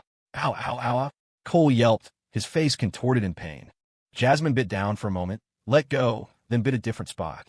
Whoa, sis, that really hurts. Cole swallowed the words. Are you part dog? That would have only earned him another bite. A comical thought flashed through his mind. If his sister ever became a vampire, he would definitely be her first victim. After biting him in several more places, Jasmine finally released him, her face flushed and her expression satisfied. She huffed. Fine. If you can prove that shop is yours, I'll agree to it. It wasn't like guessing a test score. How could he possibly fake owning a shop? She'd humor him. It was impossible anyway. Cole winced, sucking in a sharp breath through his teeth and rubbing his throbbing shoulder. You said it. No takebacks. No takebacks, Jasmine replied firmly. A triumphant grin spread across Cole's face. Hith. Peach Mountain is about to fall into my hands. When they finally separated, Cole's shoulder was covered in her saliva and several distinct teeth marks. He was suddenly reminded of his childhood. Whenever he had tried to nurse from her as a baby, she would bite him. Sometimes she would even gnaw on his arm or shoulder while he was sleeping. Had she developed the habit back then? Jasmine linked her arm through his, and they wandered aimlessly around the Eastwood Tech campus for a long time. It was past 10 when he finally walked her back to her dorm. Jasmine's roommates, Wendy and Beth, were both in their 4-person room. They hadn't had a chance to go out with her since their trip to North Lake. Wendy looked at her with a strange expression. Hey, Jasmine, was that your boyfriend tonight? They had already heard all about what happened at the showcase, but they didn't know it was Cole. News about Jasmine was always worth at least a free meal. My brother, Jasmine said coolly, glancing at Wendy. She would have no other brother, no boyfriend, no husband. Calling him her brother wasn't a lie. Huh, your brother? The one from North Lake. Beth's eyes widened. She could barely remember what that brother looked like. How many do you think I have? I only have one brother, and I will only ever have one, Jasmine said without looking up. She knew these two frequently sold gossip about her, but she had no proof. Oh, so it was your brother. We thought it was your boyfriend, Wendy said, feigning enlightenment while inwardly celebrating. This piece of news could be sold again. Everyone's saying you got swept off your feet by a single flower, huh? Beth said jokingly. Heh. Jasmine just smiled without a word. If she was willing, and if it was Cole, and if he had the courage and the heart, it wouldn't have mattered if it was a crooked carnation or a blade of grass. Was that important? Not in the slightest. She took her pajamas and went into the bathroom. As she took off her shirt and looked in the mirror, she saw the faint red marks on her waist where his hand had gripped her so tightly. Her face instantly flushed a deep, mortifying red. That wicked, wicked boy. He was absolutely incorrigible. At Eastwood University, when Cole returned to his dorm, Frank greeted him enthusiastically. Cole, there's something only you can help me with. What's up? Spit it out. Cole was in a good mood. If he could help, he would. It's not a big deal, but I met this girl, and I'm taking her to the Tea Alchemist tomorrow evening, so... Frank's usually stoic face broke into a shy grin that looked deeply unsettling. Whoa, do be normal. I'm not her. Cole shielded his eyes. It was too much to take. He understood what Frank wanted. He winked. You need the shop to play along, right? Yes. I knew you'd get it, old buddy.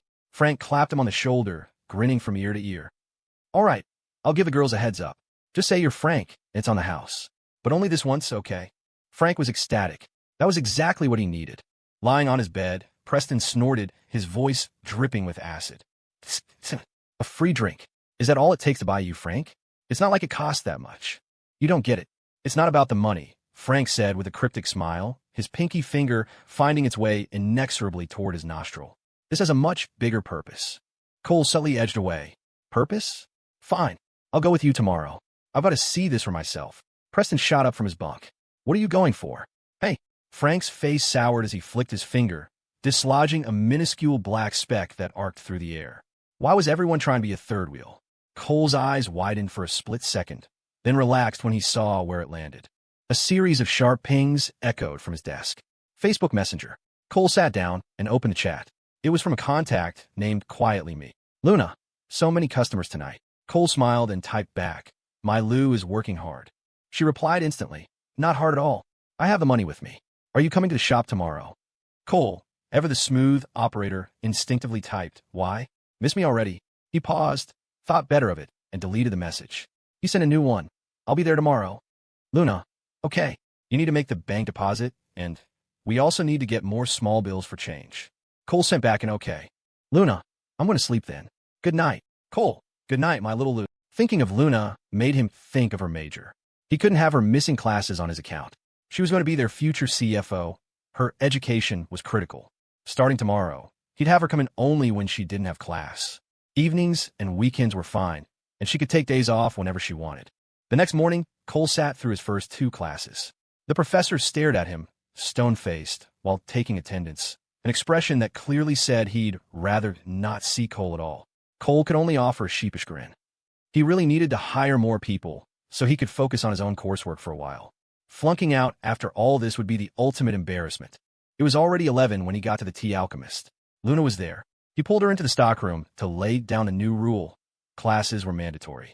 But I'm worried the shop will be too busy, she said, looking a little down. I'll hire more people. Seeing her disappointment, Cole gently patted her on the head. It was becoming a habit. Her hair was so soft and smooth, his hand felt strangely empty if he didn't. You're the one who's going to be counting the money for our little empire someday. Your major has to be rock solid. Just coming in at night is fine. Hearing him talk about our little empire, Luna's cheeks flushed. She glanced up at him, her eyes meeting his for a split second before she quickly looked down again. Okay, she whispered. I'll work hard on my classes. Good. That's my girl, Cole said with a satisfied smile. He then remembered his plan to buy her clothes and blurted out, Oh, right as your... He cut himself off. He'd almost asked if her period was over. What kind of creep says that? But the weather was warming up again. From his experience with Rockford's climate, he figured they had another week or so before the cold truly set in. Her cycle was probably over. After making the bank deposit, he took a freshly printed now hiring flyer over to the food truck alley near Eastwood Tech. He taped it to the window of the new, still under construction shop, specifying that applicants had to be sophomores or older or recent graduates. It was a necessary precaution. He needed staff who could work consistently. Once things were stable, he could consider hiring freshmen for hourly shifts. He left the salary off the flyer. There were certain campus norms he had to follow to avoid sticking out as a target. The renovation was moving fast since it only consisted of a work counter and a stockroom. Unfortunately, he still had to wait for the business license. This location was too high profile to risk getting shut down over a minor compliance issue. He'd rather open a few days late than get flagged. With that done, he rushed back to the original shop, a heavy bag of coins and small bills clutched in his arms. To his surprise, the hiring process for the new location was swift. He'd only been back a short while before his phone rang. He scheduled one interview for the morning and another for the afternoon, asking Megan to sit in to establish her authority from the start. Megan was his choice for the new shop's manager, which came with a $2 an hour raise. Her hours would increase to a standard 8-hour shift, and she'd have to cover for other employees on their days off. At $17 an hour, Megan declared she would gladly bleed for her boss. This made Brianna incredibly jealous, though she understood. As a freshman, she wasn't ready to be a manager. The older, larger shop was given to Wendy with the same pay rate. With cash on hand, Cole's expansion was moving at a breakneck pace. As for Luna, no one worried about her salary. The way the boss treated her was beyond words. Just after the evening dinner rush, Frank showed up at the shop with a girl in tow. She was quiet and shy, maybe a 5 out of 10 by current standards, but Cole figured with the right filters, in a few years, she'd be a solid 9. The moment he saw Frank, Cole slipped into the back. Some things were better handled by his staff. "Welcome to the Tea Alchemist. What can I get for you?" Wendy asked with a professional smile. "Oh, I'm friends with your boss, Cole. A really good friend. Actually, is he around?" Frank said, trying to sound casual. "He's not here, but he told us that if a Mr. Frank comes by, everything is on house. Please, order whatever you like." Wendy had been prepped for this, knowing she was helping her boss's roommate put on a show. "Oh, ha, my buddy is too much. This is almost embarrassing," Frank said, turning to the girl with a helpless smile. He silently gave Cole a mental thumbs up, soaking in the curious and envious glances from around the shop, and the girl's shy, admiring gaze. He felt like he was floating on air. Showing off like this felt damn good. Puffing out his chest, he said, "See anything you like? It's my buddy's place, so don't hold back." The girl looked from Frank to the menu, finally settling on a coconut pearl tea. Frank ordered a pudding taro milk tea. When they had arrived, they'd been standing a yard apart. As they left, their shoulders were practically brushing, bumping occasionally. "It's working." Peeking from the doorway, Cole grinned. Looks like Frank was about to escape Singledom. Someone was going to be salty about this. At 8 o'clock, Cole grabbed a file folder and left. In the back room, Luna's eyes were full of melancholy as she watched him go. Tonight, it was Brianna helping her count the cash again. She bit her lip, a conflicted expression on her face, as if she were wrestling with a difficult decision. 20 minutes later, Cole met up with Jasmine, who was wearing a dress with a light jacket. He had 2 goals for the evening. First, to prove the new shop was his, and second, to ask his sis for a favor. "Sis, I'm taking you somewhere," Cole said with a mysterious grin, grabbing her hand and leading her away. Jasmine didn't object. They bought some tacos from a street vendor and strolled along the bustling avenue, eating as they walked, slowly making their way to the Golden Bay residences. The apartment complex was a bit of a walk from Eastwood Tech, with the entire Eastwood University campus in between. When Cole started heading into the complex, Jasmine grew curious. "Cole, what are we doing in here?" "Just follow me," he said, smiling. Though puzzled, Jasmine followed her little brother. When Cole pulled out a key and unlocked the brand new lock on one of the doors, she was completely bewildered. When did he rent an apartment? And why? Wasn't that a waste of money? She stepped inside and gasped. The place was decently renovated, a spacious 3-bedroom with windows on both the north and south walls. "Cole, did you rent this?" Jasmine's expression started to harden with a hint of anger.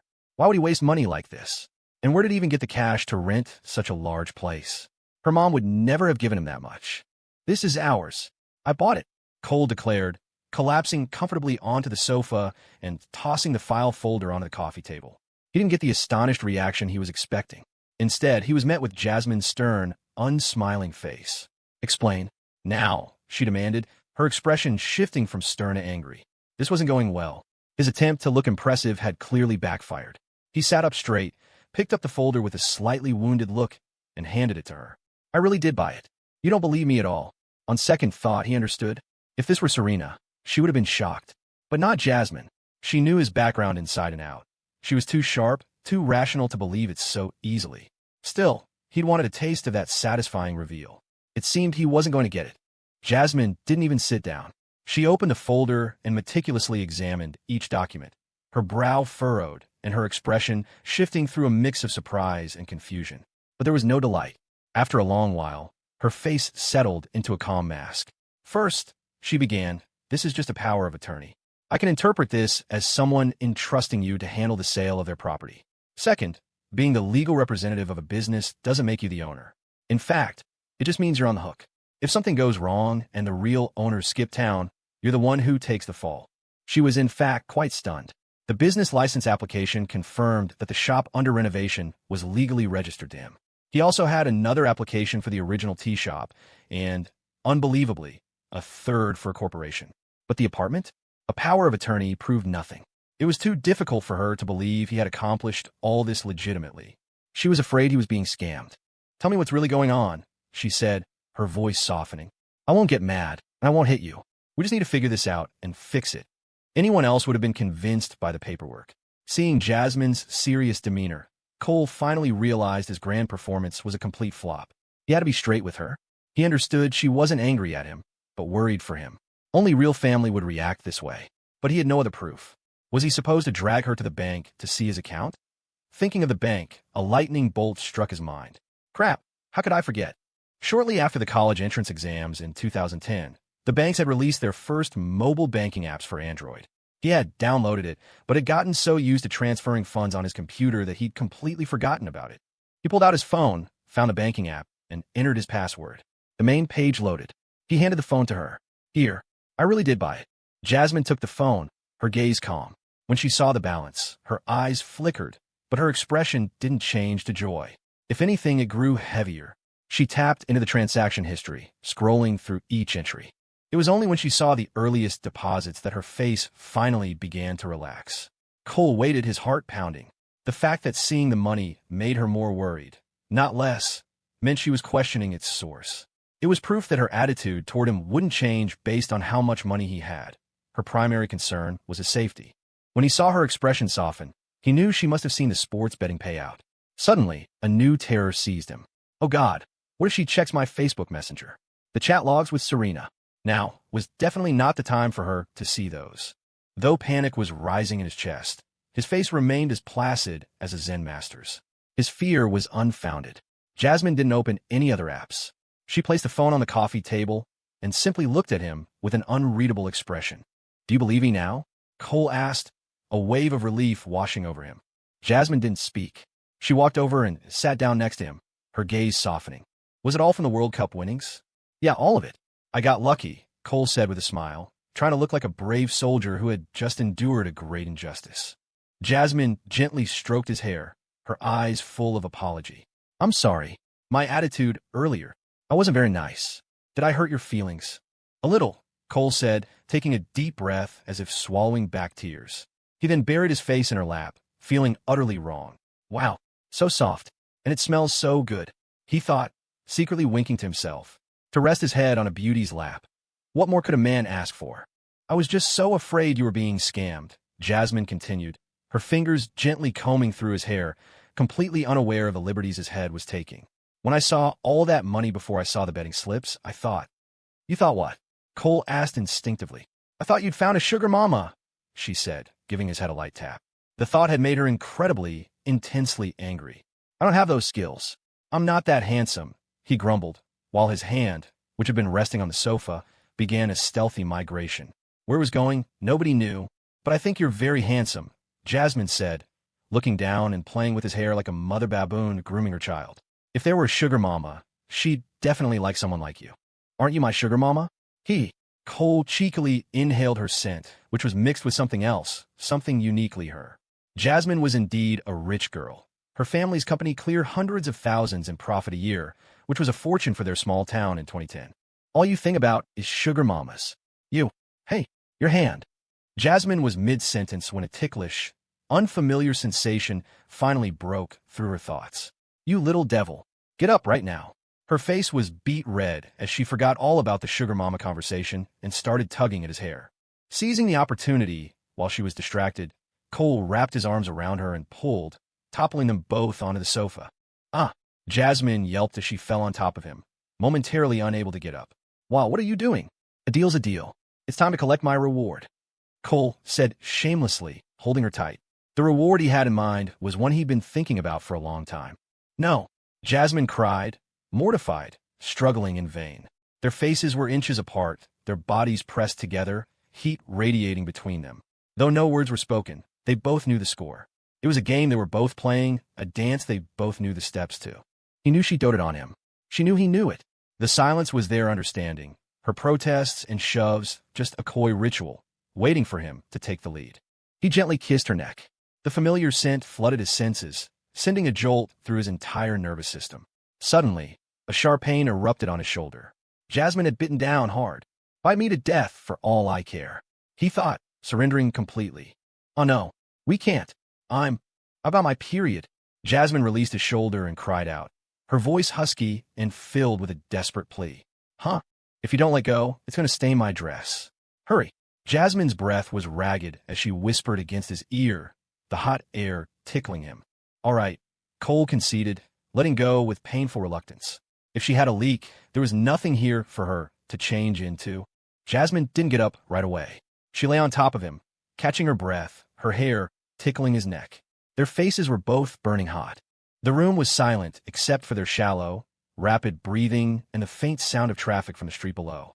Inhaling the delicate fragrance from behind her ear, Cole was suddenly overwhelmed with a wave of tenderness. He gently wrapped his arms around her soft back. She was only 21, after all. He should be the one taking care of her, yet she was the one who had always spoiled him. In his rebellious youth, he'd never fully appreciated her favoritism and indulgence. Or maybe they had been too close, lost in a fog of familiarity. Cole knew, with stark clarity, that he had never experienced a truly mutual, requited love.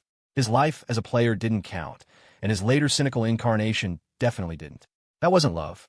In his past life, the world was full of betrayals, breakups, divorces, and scams. Love was a battlefield littered with knives. Though he had achieved a certain detached wisdom, deep down, he couldn't fool himself. He had zero faith in so-called love. In fact, he was terrified of it. The pain was unspeakable. Why would he ever dive in head first, soul and all? Better to live a carefree life than chase something so ephemeral. He could give away all his material possessions, but his heart? He had to keep a third of it back, to always remain in control. In any relationship, one person had to be in charge, to know when to pull back and when to let go. Even if it meant sacrificing some of the intoxicating bliss of total immersion, it was the only way to make it last. His 4 secret weapons, a playful roguishness, a shameless audacity, a bit of heat, and a dash of cool distance. With a lubricance of love, a secret he would never share. He had to apply these rules even with Jasmine. It was the only way to preserve their bond, to keep it fresh. He had also learned that accumulating wealth was paramount. Wealth would grant him freedom, and a free man could make a relationship smoother. More importantly, wealth was the ultimate weapon to protect the ones he loved. Not that he thought Jasmine would ever look down on him, but money could shield them from the disasters life might throw their way. With that thought, he planted a few soft kisses on her earlobe. He would protect this woman. He would never let her suffer the fate she had in his past life. As if sensing his thoughts, Jasmine gently kissed his neck in return. "Sis, we should get up," Cole said. Knowing ice cream was off the menu for now, he ruthlessly flipped the switch, decisively ending the intimacy. Better to cut it off now than to suffer from unfulfilled longing later. Jasmine weakly pushed herself up, her cheeks flushed a deep crimson. She shot him an angry glare. "Turn around. No peeking." Cole chuckled and turned his head, then immediately whipped it back around. He caught a glimpse of her straightening her dress and underwear. Discovering his peeking, Jasmine pounced on him in a flurry of mock-angry punches. "You little devil. You brought me here with bad intentions." When hitting wasn't enough, she buried her head in his shoulder and bit down. "Ow! Hey, that hurts." With nothing to hold on to this time, the pain felt twice as sharp. Jasmine released him, smoothed her dress one more time, and shot him another glare. She looped her arm through his, grabbed her things, and they left. Downstairs, the cool night air washed over them, slowly extinguishing the heat that had been building inside. You're not to show off, you hear me? Don't try to act tough in front of girls. Don't get into petty fights with your classmates. And don't you dare look down on students from ordinary backgrounds just because you have some money. Stay humble. Got it? Jasmine's slightly stern lecture filled his ears, but all Cole felt was a deep warmth. I hear you, sis. Have you ever seen me not be humble? Yes, I know. I'm just worried. Don't worry, sis. And the most important thing, do not get involved with girls who are all dolled up and carry designer bags. You must remember this. Can you do it? I can, and I will. Hearing Jasmine bring up her old rule, Cole promised solemnly. Then he added, Sis, I'm entrusting you with all this business stuff. You're way more professional than I am. Leave it to me. The file folder was in her hands. With the power of attorney he'd signed, she could handle all the subsequent procedures. And I don't even have to pay her a salary, he thought. As a junior, she needed internship experience anyway. She might as well work for him. Sis, maybe you could stop dancing, Jazz. It was her hobby, and he hadn't planned to say anything, but the thought of other guys watching her was eating at him. I knew you couldn't hold it in, she said, giving his arm a light pinch. I already quit the dance team. That showcase was my last performance. I'm learning lyrical dance now. Is that acceptable? That's very acceptable. Actually, jazz is acceptable too. You know, the kind that's only for my eyes. Ahem. Cole felt like such a hypocrite. A necessary hypocrisy. His mind drifted to visions of her in a private performance, maybe with some lace. In your dreams. You. Jasmine stopped mid-sentence, her cheeks burning. After what just happened today, if they were alone and she danced for him, who knew what would happen? Hearing her trail off, Cole's lips curved into a grin. I think I can make that happen. He feigned a serious expression and changed the subject. Won't the different dance styles conflict? Your muscle memory and all. Oh, so you know about muscle memory? Jasmine said, slightly surprised. Of course. Don't underestimate me. It's fine. I'm starting from zero. A clean slate. Sis, does that mean you can do the splits? Yes, I can. Why? What are you thinking? Nothing. Ow. Hey, that hurts. After walking Jasmine back to her dorm, Cole returned to Eastwood University. The moment he walked into his own room, he was met with Preston's dramatic monologue. Frank, you snake. How could you be so treacherous? We may not share a bed, but we share a room. We made a pact of freedom, and now you've gone and fallen in love. What are your brothers supposed to think? Frank just sat there, ignoring him, a goofy, dazed smile plastered on his face. His eyes were unfocused, his mind clearly in another galaxy. Seeing his words had no effect, Preston redirected his tirade at the newly arrived Cole. And you, Cole, it's bad enough you're dating a campus queen, but now you've infected Frank. Are you trying to tear this brotherhood apart? I hired 2 more people today, Cole said calmly, sitting down at his desk. The new shop at Eastwood Tech is about to open. Preston instantly leaped off his bed and threw an arm around Cole's shoulders, his face a mask of concern. Don't work yourself too hard, buddy. You need a rest. What do the new hires look like? Not bad. A couple of sophomores. One of them is seriously hot. Detailed. I'm tired. It's been a long day. You poor thing. Here, let me give you a shoulder rub. My legs are a little sore too. Relax. Here, I'll work on them. All right. Since you insist, I'll give you the details. Cole stretched out his legs, preparing to enjoy the service and spin a tail. A shadow flickered, and suddenly Javi was there, having teleported to his other side. Cole, you must be exhausted. I'll take the right leg. Okay, listen closely, Cole began. The first one is 5'3", a 22-inch waist, and a 24-inch bust. Perfectly proportional. TCH. Lame. The massage services were immediately canceled. Preston and Javi retreated to their beds. Cole smirked. The new hires were actually quite cute, but these 2 slackers lacked sincerity. He wouldn't tell them. Let them regret it later. The fulfilling days passed quickly. With business matters off his hands and the shops well-staffed, Cole had time to attend his classes. After a few days of good behavior, his professors' opinions of him improved dramatically. He'd occasionally have a meal with Serena, take a walk with her, massage her feet and back, and soothe her academic stress. After a full 7 business days, everything was settled except for the new shop's food service license. He had officially converted his sole proprietorships into 2 corporations, Headline Today, LLC, and the Tea Alchemist Group, LLC. The new shop's license was filed as a branch location under the latter. Jasmine was far more efficient at handling these bureaucratic affairs than he was. With the equipment and supplies delivered, the Eastwood Tech branch of the Tea Alchemist officially opened its doors. There were no grand opening flower arrangements, The crowded food truck alley didn't allow for it. Megan led her 2 newly trained employees, and Cole was there to help out, mainly to gauge customer flow. If the order volume stayed high, he needed to hire 2 more people for rotating shifts. Jasmine came too, sitting with Cole at a nearby table while they ate. Seeing her little brother's new shop open for business felt surreal, filling her with a sense of satisfaction and pride. He wasn't even 19, yet he was running a business with surprising competence, managing a team of upperclassmen. She had promised Cole she wouldn't tell their families just yet. I should go check out the original shop sometime, she thought. A long line quickly formed. The Tea Alchemist already had a surprising number of fans at Eastwood Tech, and they were thrilled to find a branch in their own territory. Combined with the half-price grand opening special, many students grabbing lunch decided to add a drink to their order, sipping it while they waited for their food. Seeing Cole expertly handling orders behind the counter, Jasmine thought he looked more handsome than ever, radiating a unique, captivating energy. A warmth spread through her chest. Involuntarily, the scene from that night in his apartment flashed through her mind, and her face grew inexplicably hot. She quickly lifted the coffee Cole had brought her, using it to hide her expression. The crowd in front of the shop inevitably led to some jostling. A girl who had just gotten her drink turned around and bumped into a student coming the other way. She lost her grip, and her strawberry panna cotta frappe fell to the ground, splattering everywhere. The cup, with its press-on lid rather than a sealed film, burst open on impact. "Oh no, my frappe!" the girl cried out, heartbroken over the lost few dollars. But it was a pure accident. She couldn't blame the other person. A voice came from behind her. "Miss, we'll make you another one on the house." The girl turned to see the guy from behind the counter. She thought she'd misheard. "Are you talking to me?" "Yes. It's a bit crowded today, our apologies. The Tea Alchemist will take care of it," Cole said with a smile. "Really? Thank you so much." The girl's face instantly lit up. "You're welcome. We hope you'll come back often." The girl enthusiastically agreed, and the other students in line looked on with visibly increased approval.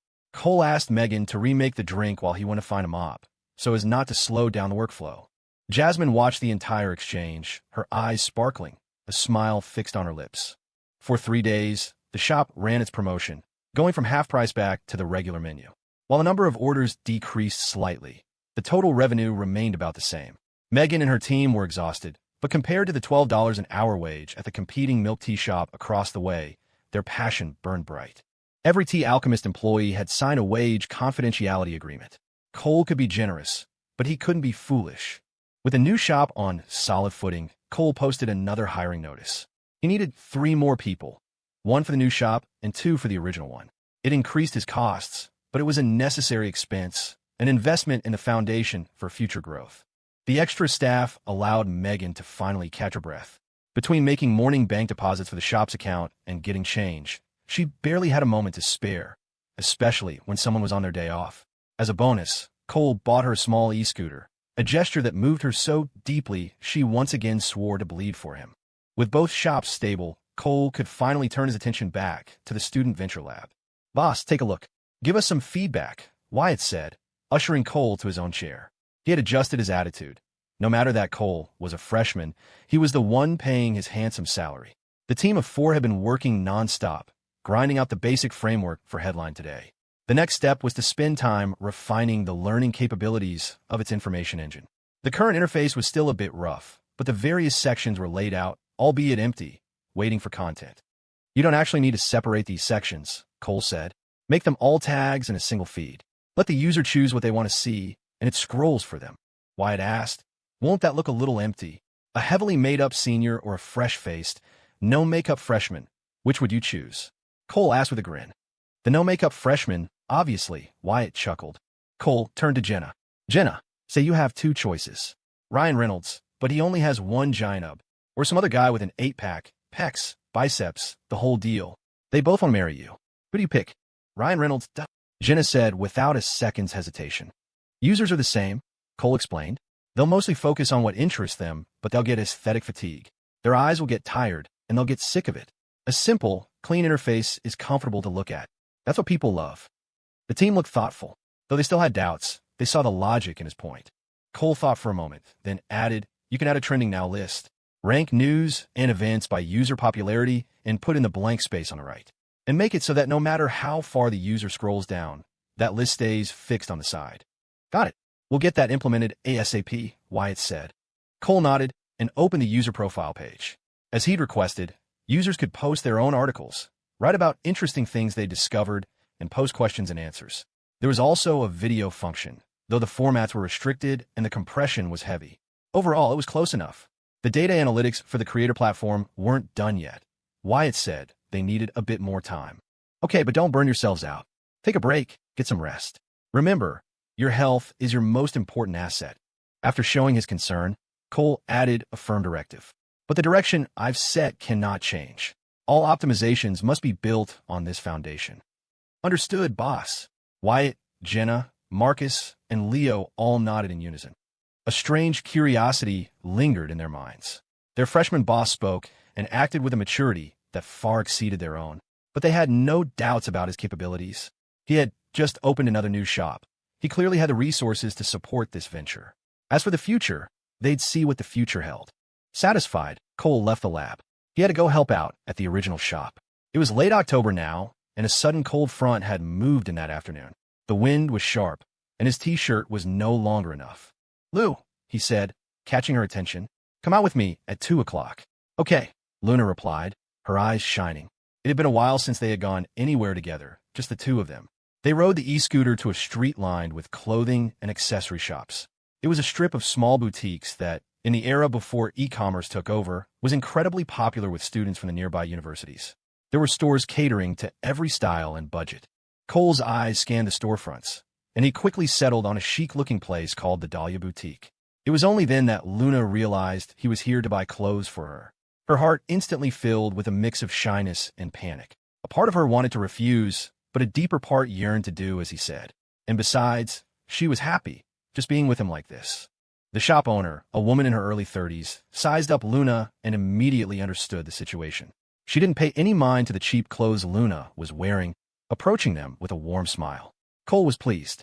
He had already decided that if the owner gave them a funny look, he would walk out and go to the shop next door. The boutique was filled with a variety of styles, playful, elegant, fall, and winter collections. What girl doesn't love clothes? Luna's eyes were immediately drawn to the more elegant pieces. But then she saw the price tag, over $300. Horrified, she tugged on Cole's arm, trying to pull him away. Cole quickly grabbed her, nearly stumbling. This is the place.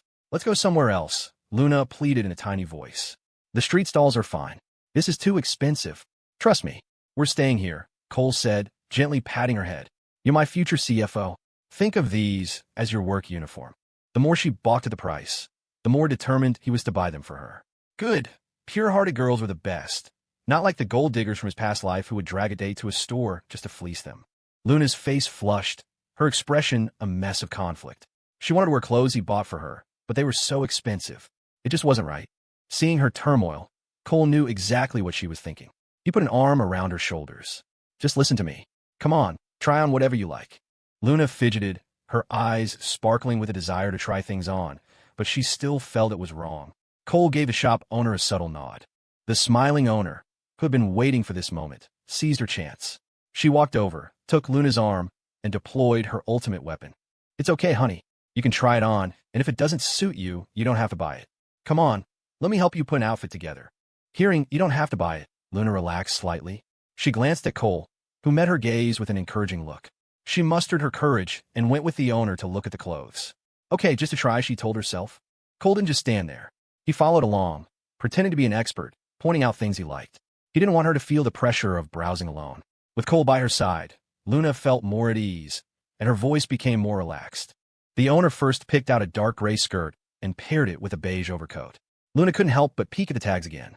The skirt was $189, the coat $299. A rush of blood went to her head. I'm sorry, I'm not going to try them. I really can't. Almost $500 for 2 items. It was more than she could handle. It was just too much. She started to walk away. Cole grabbed her again. You get what you pay for, he said seriously. These will last you 10 years. Seeing her wavering, he pressed on. I told you, you're going to be in charge of the finances. You'll be representing the company. You have to dress the part. It wasn't just a line. He meant it. He needed to build up Luna's confidence. A CFO was no small role. She had to command authority. He wasn't planning on using her as a simple accountant. When other departments came to her for expense reports and account reconciliations, they couldn't be allowed to look down on her. In the future, She'd even be handling financial planning and strategy, a position second only to the CEO. Given her background, building her confidence had to start now. This was never just about buying clothes. If it were, he would have just given her the money. This was about making sure she wore the right clothes. Seeing the pleading in Luna's eyes, Cole wrapped an arm around her shoulders and pulled her back. "You're not going to listen to me?" "I'll listen," she replied without hesitation, her eyelashes fluttering as she looked at him, then down at her own fingers. "Good. Now go try on clothes. And you have to buy them. No objections allowed." He led her back to the rack and gestured to the owner. The owner watched them with fascination. In all her years, she couldn't quite figure out their relationship. They weren't quite a couple, yet they were far too intimate to be just friends. With Cole's firm insistence that this was a professional necessity, Luna's heart settled a bit. He must have his reasons, she thought, and relaxed. She took the outfit into the dressing room. "Hold on, let me check it first," Cole said, stepping into the small room and giving a quick inspection. The owner's expression was odd, but she said nothing. This handsome young man was certainly cautious. Luna waited obediently, unsure what he was doing. Only after confirming the dressing room was safe from prying eyes did Cole let her go in. The countless horror story videos he'd seen in his past life had made him paranoid. Luna took the clothes into the dressing room and closed the door. She looked at her reflection in the mirror, her lips pressed tightly together, her eyes filled with a struggling emotion. After a long hesitation, she let out a soft breath and undid the cloth strips that bound her chest. She couldn't bear to look at what was revealed. She felt so ashamed. Her upbringing had taught her that being so large was improper, immoral, shameful. It was a huge mental burden she'd carried for years. But that person was always sneaking glances at other girls. It made her heart ache. Did he really like looking at them that much? She had it too. In fact, hers was more magnificent. She slipped on the cotton dress. The dress was beautiful. She was beautiful. Luna stared at her reflection, speechless. It was the first time in her life she had ever worn something so pretty. But the neckline was stretched taut, revealing a deep, pale valley. Even though she had prepared herself, she couldn't help but blush, her heart pounding with a sudden anxiety. If he sees this, will he like it? Or not? Will he stop looking at other girls? Normally, she'd have to cover it up, but now. Outside, Cole was chatting idly with the shop owner when he heard a small, feminine voice from the dressing room. Can you come here for a second?" Figuring she was done changing, Cole walked over to the dressing room. He turned the corner, and his first reaction was, "She's beautiful." This was the kind of dress she was meant to wear. But in the next instant, Cole froze. A bolt of lightning from the heavens crashed through his mind, scrambling his thoughts, short-circuiting his endocrine system, and detonating every hormone in his body. His veins felt like they were flooding. "Oh my God, you're having a nosebleed." As mortified and anxious as Luna was about revealing herself, the sight of 2 red lines trickling from Cole's nostrils sent her into a panic.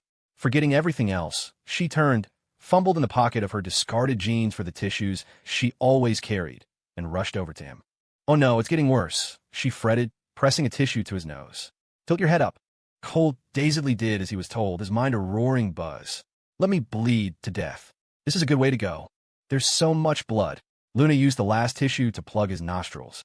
The shop owner heard the commotion and walked over, then broke into a suppressed laugh, her eyes wide with a mix of astonishment, envy, and admiration. Who would have thought? She must have been hiding it. "You hold this," Luna instructed Cole. "I'll go ask the owner for more tissues." "No, stay. Just like this. You hold it for me," Cole said quickly, grabbing her wrist. His eyes hadn't moved an inch. "It'll stop in a minute. The weather's just too dry." "Oh, okay," Luna replied instinctively. But then it dawned on her. It wasn't the dry weather. It was clearly. Her face instantly turned crimson, the blush spreading rapidly to the tips of her ears. Her body went rigid, her heart leaping in her throat. A war raged inside her between crushing anxiety and a newfound courage. She wanted him to see, yet she was terrified of what he'd think, afraid he'd find her frivolous. She stole a glance at his face, then quickly looked down, fidgeting as she kept the pressure on the tissue. But seeing him like that, she couldn't help but want to smile. In his past life, Cole had never believed in the comical nosebleed trope, but today he was experiencing it firsthand. The spike in blood pressure, the bursting of tiny capillaries in his nose. He blinked his stinging eyes, his soul finally returning to his body. He took the tissue from her and held it himself. "I'm fine, Lou. It's just a Rockford climate."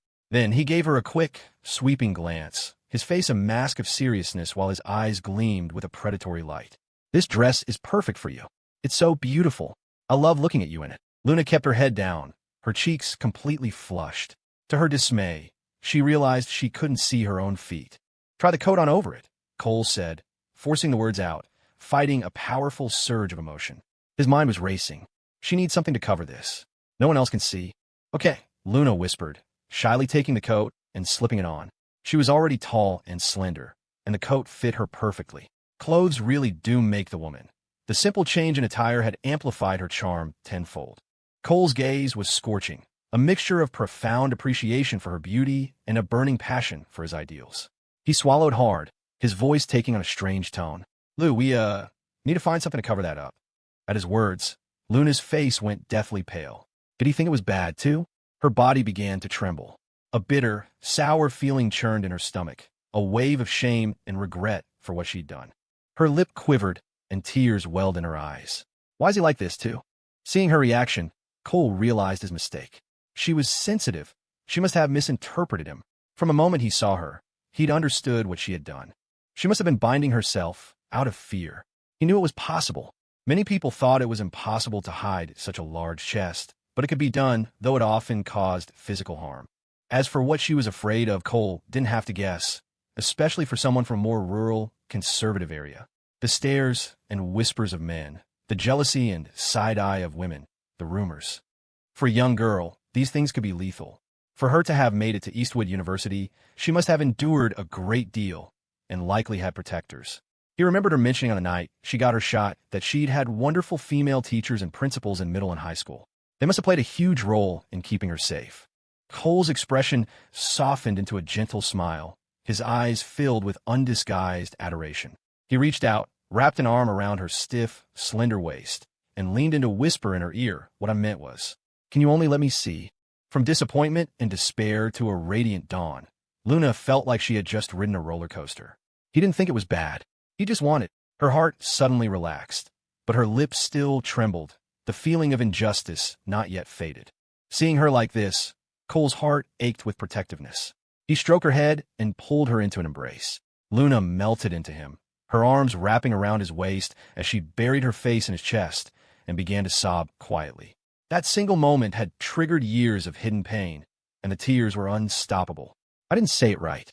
My mistake," Cole murmured, gently stroking the nape of her neck. Even as he felt her pressing against him, the initial lust had miraculously vanished, replaced by a pure desire to protect her. The hands around his waist tightened, and the sobs grew a little louder. They stood like that for a long while until Luna's tears subsided. They held each other a moment longer, and Cole's roguish heart began to stir again. He leaned his lips close to her earlobe. "You still haven't answered me.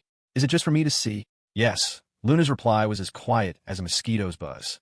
It was only because of the silence in the dressing room that he could hear it at all. That single word ignited the simmering passion in his blood. He moved closer to her ear. "I mean, from now on, you'll only show me. Forever." Her earlobe was suddenly brushed by his lips, and a shiver ran through her. She tightened her embrace, her voice as soft as a kitten's. Okay." In that moment, all her worries and sorrows evaporated, replaced by a profound sense of security and warmth. She forgot her shyness, basking in the comfort of no longer being afraid. Just then, the shop owner's voice came from outside. "Excuse me, you two, you can't do that in here." "Can't do what?" Cole's face darkened with annoyance. "What does she think we're doing, solving a crime?" "Lady, your mind is in the gutter." The owner's voice snapped Luna back to reality, and she pulled away from Cole, her face burning with shame. They stepped out of the dressing room together. "Ma'am, we'll take both of these," Cole said. "Right away." The owner beamed. She had deliberately interrupted them, just in case things got too heated. With two young people and that much chemistry, you never knew. Her mind started turning, and she moved in for the upsell. "You know, you can wear a bandeau top under this. It provides coverage without being restrictive. And you should choose wireless, natural-style bras. For days when you want to be more discreet, you can wear a looser top. In the summer, it can make you look a size smaller, and in the fall and winter, you can barely tell." Cole was thrilled. The professional advice couldn't have come at a better time. "Great. Can you help us pick some out?" "We'll take them all." Of course," the owner said happily. The lingerie shop 3 doors down was also hers. Cole continued, "Also, we need 3 more outfits for this weather. Long-sleeve tops, pants, jackets. And 3 skirts, 2 more coats. We'll need leggings to go with the skirts, And shoes too. Let's get it all from you. Give me a good deal, and I'll be back for her winter wardrobe. Luna panicked. I can't wear that many clothes. You need them, Cole said, his tone leaving no room for argument. It's getting colder, and clothes take longer to dry. It was his duty to take care of this natural wonder. He stole another glance. A D cup wasn't unheard of, but it depended on who it was on. On another woman, it was a curiosity. On his girl, Cole, the pursuer of ideals, would protect it to the end. Of course. I'll definitely give you a discount, the owner said, already on the phone. She didn't care what the girl thought. She was going to close this deal while the guy was still on fire. Lou, check if my nose is still bleeding, Cole said, leaning in with a sly grin, pretending to let her inspect his nose while his thieving eyes darted downwards. So pale, so big. If I were to, it will be epic. Luna knew exactly what he was doing. She feigned calmness and played along, examining his nose, her heart fluttering with a mixture of shyness and delight. She just didn't know if he would still look at other girls now. She wanted to ask, but the words wouldn't come out. After more than 10 minutes and several nose inspections, the owner finally gathered all the clothes for her to try. Luna tried on each outfit, and for every one, Cole enthusiastically offered his commentary. The glint in his eyes was so bright it could have lit up the dressing room. He was so passionate, he looked like he was about to go in and help her change. But facing this earnest thief, Luna found herself feeling more and more relaxed. She could read a lot in his eyes. There was lust, yes, and deep appreciation, but it was tempered with respect. He could have reached out, but he hadn't. It was a respect tailored for her, because what she wanted was for him to like looking. She even felt a sense of pride and satisfaction. Oomph. If he still looks at other girls, I won't let him see anymore. The autumn wool sweaters suited her perfectly. They were stylish, loose, and comfortable, pairing well with both skirts and jeans. They had to be mid-length, though. Luna's hip-to-waist ratio was significant, forming a perfect crescent moon. The black leggings were perfect for wearing underdresses. After trying everything on and swapping out a couple of sets, they finally made their decision. Luckily, the shop had a card machine. The total came to $852 after a small discount. Luna insisted on seeing the receipt, and her face was a mask of pain when she did. She left the store wearing a long, light gray sweater dress, safety shorts, and new white sneakers. They were carrying so many bags of clothes and shoes they could barely manage. She refused to throw away her old clothes, saying she could still wear them occasionally. The moment they stepped outside, Luna became incredibly nervous. It was her first time wearing an unfamiliar style, with her calves exposed, and she felt terribly self-conscious. But it certainly attracted attention. Everywhere they went, people stared. Luna was already a pretty girl with a slender figure and long legs. This new look made her stand out. Though she hadn't shed her girlish shyness, an elegant, womanly aura was already beginning to show. They loaded several bags onto the front of the e-scooter. Luna held a few more, and they headed back to the Tea Alchemist. Not only did the customers' eyes light up, but Brianna and Wendy were utterly dumbfounded. It was as if Luna had become a completely different person. She was still timid, even resembling a startled fawn, but her entire presence had changed. What did the boss do to her to make her look so shy and flustered? They wondered, but she's walking normally. With a happy heart, Luna threw herself in her work. What made her even happier was that Cole really did stop sneaking glances at other girls. His sly, thieving eyes were fixed entirely on her. A wave of triumphant satisfaction filled her heart. She had won. After closing, Cole helped Luna count the cash and then enthusiastically rode her back to her dorm. The e-scooter, with its mighty top speed of 12 miles per hour, moved at a snail's pace. Cole shamelessly claimed it was because there were too many students on the path and they had to be careful. After being bumped by her soft, full chest multiple times, Cole felt Luna press her forehead against his back. This girl, he thought, her forehead is too hard. It hurts my back. Can we switch back? On the back of the scooter, Luna bit her lip, her face burning from a strange sensation. He's doing this on purpose. When the snail's crawl finally reached the girl's dormitory, Cole, as always, turned and left without any lingering or waiting. This was his ironclad rule. In the face of the ironclad rule, even natural D-cups had to yield. From her sixth-floor window, Luna found Cole's retreating figure in the distance, just as she always did. The moment she entered her room, Brianna and Felicity pounced on her. Brianna snatched the bags from her hands while Felicity touched the fabric of her long sweater dress, cooing over how beautiful the style was. Her other roommates crowded around, touching and feeling her new clothes before diving into the bags. Wow, the Dahlia boutique. Nice. There are so many. Oh my God, how much did all this cost? At least a few $100s. Why are you still keeping your old clothes? Brianna asked, pulling out the bag with the old outfit. I can still wear them. I'll wear them out first, Luna said, taking the bag and placing it on her bed. She couldn't bear to throw them away. She could wear them in the dorm or on her days off. Felicity's face was full of envy. Your guy is so generous. He just dropped hundreds of dollars without a second thought. Students from wealthy families certainly wore nicer things, but the meaning was different. Hearing Felicity, Luna felt another pang of regret for the cost. A few $dozen for a shirt was already very nice. Back in his own dorm, Cole was too wound up to sleep. He almost gave in to a moment of weakness in the bathroom, but decided to save it for later. No sense in wasting it. After a shower, he opened his laptop to check on real estate prices. Frank was on his bed, cooing into his phone, clearly in the honeymoon phase of his new relationship. Who knew if he'd even gotten a kiss yet? Preston was turning his phone over and over in his hands, occasionally glancing at Frank and letting out a contemptuous snort. Javi was on the phone with his family. Cole did a quick search online, focusing on the sale prices of second-hand apartments from the city's property transaction center. The Golden Bay residences had already hit $105 per square foot. That was this month's closing price. If he sold now, he'd clear a profit of at least $30,000. But he didn't need the cash yet, so he decided to hold on to it. It was a great location. Just as he was about to check the online listing prices, Preston let out a series of strangled howls and leaped off his bed. All three of them jumped in fright.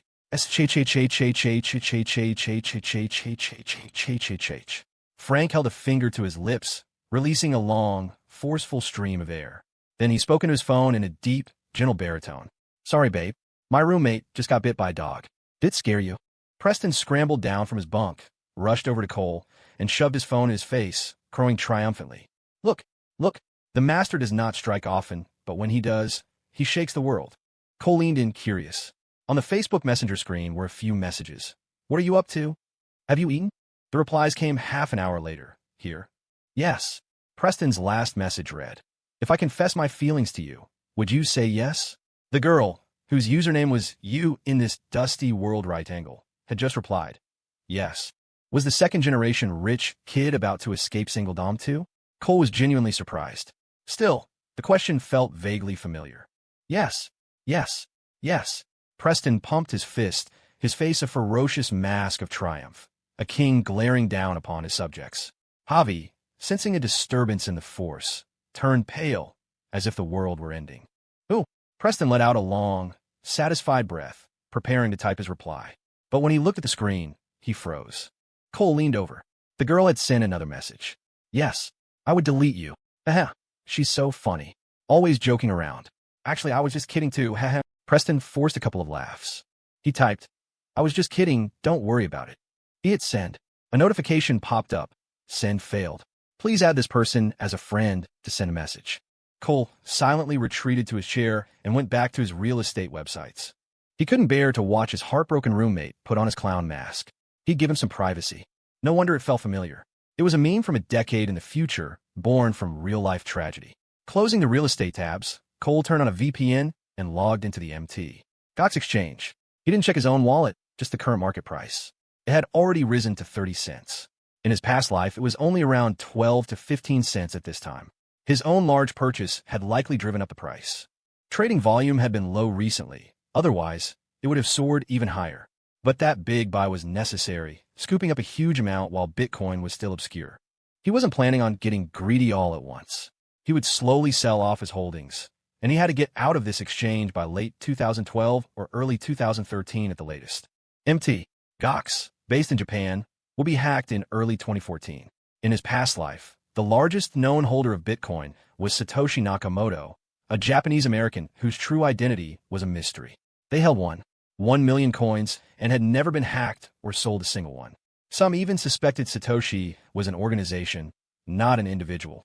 Cole dared to buy hundreds of thousands of coins only because the price was still in cents. If it rose to tens of dollars while he held that much, his account would become a massive target. At only 30 cents, it wasn't worth selling yet, and it wasn't enough to attract serious sharks. He had to wait. He remembered that the price would spike to $30 in June of the next year, but he had to be wary of it happening sooner, since he had altered the timeline. He made a note on his calendar to log in once a week and monitor the price. His plan was to sell about half before June 2011 to reduce his risk profile and lock in profits. Then, in 2013, he would seize the right moment to sell the other half for a massive return and escape to another, more secure exchange that, to his knowledge, was never compromised, even by 2024. The next major milestone was 2017. If he needed cash then, he would sell. It would be a fortune. If not, he'd hold on. Ultimately, this was a world where power mattered. And in the digital age, that kind of capital was power. Logging out of the exchange, Cole took a long breath, letting the chaotic thoughts in his mind settle. By early November, the temperature had dropped into the 40s. The campus was largely devoid of bare legs. The number of couples making out in the cherry blossom grove and on the athletic fields had dwindled.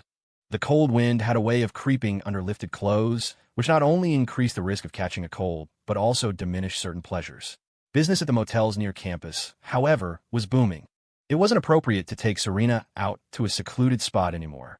Cole considered taking her to his apartment at Golden Bay Residences one day. Nothing untoward, of course, just to enjoy the night view from the balcony together. He strolled over to the Venture Lab. "Mr. Shin, take a look. Let us know if the creator platform meets your expectations," Wyatt said, giving up his chair. Cole browsed the site, nodding as he looked. The content layout was remarkably close to the headline today of the future. Now it just needed content to fill the homepage. Good. The next step is to integrate official news feeds. I'll hire editors to handle the other, non-mainstream news. Integrating meant using web crawlers to automatically pull news from across the internet and populate headline today. The eye-catching gossip and human interest stories would have to be curated by his editors. Cole found Jessica, the vice president of the student government, a tall, thin junior with glasses. "Jessica, I'm looking to hire a few people from the journalism and literature departments. I need them full-time. Can you recommend anyone?" He had met her during the incident at the Tea Alchemist. She was a good person, humble and low-key. Of course, Jessica agreed readily. There are plenty of students who need internships. How many people do you need? This was a good thing for her, too. A chance to do a favor and build connections. She knew a bit about this freshman, mostly about his entrepreneurial ventures. Most importantly, he had gotten approval from the steering committee for his lab space in a single day, which meant he had the dean's backing. "5 for now," Cole said with a smile. "Come by the Tea Alchemist sometime. Coffee's on me." The 540-square-foot office was large enough to section off an area for an editorial department. "It's a date. I'll bring my friends, so you can't be cheap," Jessica laughed. She was amazed. This freshman was already running a company in a tea shop chain that had expanded to Eastwood Tech. Was his family sitting on a gold mine? "Don't worry, it's all on me," Cole said, patting his chest. A few steps away from the student government office, he ran into a familiar, curvy figure. It was Holly, the student journalist who had interviewed him at the shop. He had thought she was well endowed before, but now his standards had been raised to Himalayan heights. "Cole, what a coincidence," Holly said with a sweet smile, a strange glint in her eye. She found herself increasingly drawn to his mature, masculine aura. "Hey, Holly, you should come by the shop again sometime. I'll buy you a coffee," Cole smiled back. It was always good to maintain a relationship with the press. They might write articles for him someday. "Well, I'll go if you invite me. You never even added me on Facebook, and you're talking about buying me coffee," Holly said, feigning a pout. My bad. I just got a new account. Let's add each other." Cole mentally rolled his eyes at her cutesy act. Serena was the only one who was genuinely cute. But adding her on Facebook could be useful when he launched Headline Today's campus campaign. He took out his phone, and they added each other. Holly smirked to herself. "New account, my foot. I can tell from the user ID it's old." After a few more minutes of small talk, Cole excused himself and headed toward the finance department building, which took him past the law school. It was 4 in the afternoon. The sky was overcast, but the air was dry. About 80 yards ahead, he saw a familiar, slender figure. It was Serena. She wasn't alone. A handsome guy was walking beside her. He was tall and stylish in a light-colored track jacket and white casual pants. They were laughing and talking as they walked toward the campus road, where a black car was parked. Even from dozens of yards away, Cole recognized the gleaming Bentley hood ornament. Is she dropping her old flame for a new love? Cole wondered. The guy looked handsome, well-dressed. He had a Bentley, a classic Prince Charming type. How could he possibly compete with that? Serena's family was so involved in politics. It was only natural she'd look for someone with a good family background. In an instant, 3,333 sour, bitter, unanswerable thoughts flooded Cole's mind. He felt like he was being cheated on. Just the day before yesterday, she wanted him to rub her back. And now this? Hell, women. He was furious. He wanted to go up there, but he didn't. Serena was different from Jasmine. He would protect Jasmine to the ends of the earth, but Serena, how could he possibly win against her family? Ugh, this sucks. He was so innocent. He hadn't even kissed her, hadn't even touched her chest. He'd just been her personal masseuse. Cole was filled with regret. He should have devoured her when he had the chance. Now it was too late. His Waterloo. As he watched Serena and the handsome guy about to get into the car, Cole was torn. Fuming, he kicked a nearby planter. Ow, damn it. He hopped on one foot, landing on the edge of the planter, a searing pain shooting through his big toe. Idiot. Why kick things? You should have just walked up there and made a dramatic exit. He was so frustrated. Cole! A girl's surprised, happy voice called from the distance. Cole's heart skipped a beat. He looked up. Serena was hopping on her feet and waving, a brilliant smile on her face. The nerve. Is she that happy about her new boyfriend? Wait, was I wrong? Cole gritted his teeth against the pain and stood up, feigning a look of casual discovery as he waved back. With his toe throbbing, he walked toward her with a steady gait and a calm expression. Well, they saw me. Might as well go over there. The 80-yard walk felt like miles, his mind a turbulent mess. As he got closer, he could see the guy more clearly. He looked to be in his mid-20s. Serena bounced toward him like a happy deer, her hands behind her back, bouncing on the balls of her feet. Cole, were you looking for me? She asked cheerfully. Haha, yeah, I was just at the Venture Lab and happened to be passing by, Cole said, his face a mask of composure while his toe screamed inside his shoe. Serena, who's this? The handsome guy asked, walking over, his eyes full of inquiry. This is Cole. He was my classmate in middle and high school, and now in college. He's a good friend, Serena explained, her eyes turning soft and watery when she looked at Cole. Cole, this is my cousin, Spencer Chun. My second uncle's son. He was just passing through and came to see me. Cousin? Second uncle's son? A jolt went through Cole. It was like drinking a glass of iced honey water in the middle of a desert. He enthusiastically stepped forward, grabbed Spencer's hand with both of his, and shook it vigorously, his face radiating sincerity. Hey, nice to meet you. I'm Cole. So what if he's handsome? Of course Serena's relatives are handsome. Cole suddenly remembered she had mentioned that a cousin on her second uncle's side had given up politics for business. This must be him. Oh, hello, Spencer replied, baffled by the overwhelming enthusiasm. He chuckled awkwardly and had to use a bit of force to pull his hand back. Serena's classmate is a little weird, but he could tell there was something going on between them. He didn't press it, though. There would be time to ask later. Cole, I'm going to show my cousin around the area. I'll message you when I get back. Okay, Serena said, a hint of apology in her eyes, as if she were afraid he'd be upset. Of course. Go have fun. Cole was ecstatic, his smile as bright as a sunflower. The pain in his toe was a joyous throb. I'll go then, Serena said, her gaze full of reluctance to leave. Yep, go on, Cole nodded happily. Spencer stood by, speechless. Why did that sound like she was reporting her movements to him? As Serena and her cousin got into the car, Cole noticed the out-of-state license plate. He waved at Serena, who was looking back at him from the window, giving her a look that said, go, don't worry, have fun.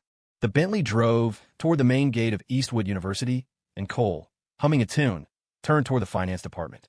Inside the car, Spencer kept his eyes on the road, asking casually, Serena, what does this Cole's family do? Nothing much. His mom is a teacher, and his dad is an accountant, I think, Serena answered truthfully. Hearing this, a strange look flickered in Spencer's eyes. He continued, are you two very good friends? He put a slight emphasis on the words, very good. Yes, we are, Serena said, a blush creeping up her cheeks. How good? Spencer wasn't going to let it go. He had to dig deeper.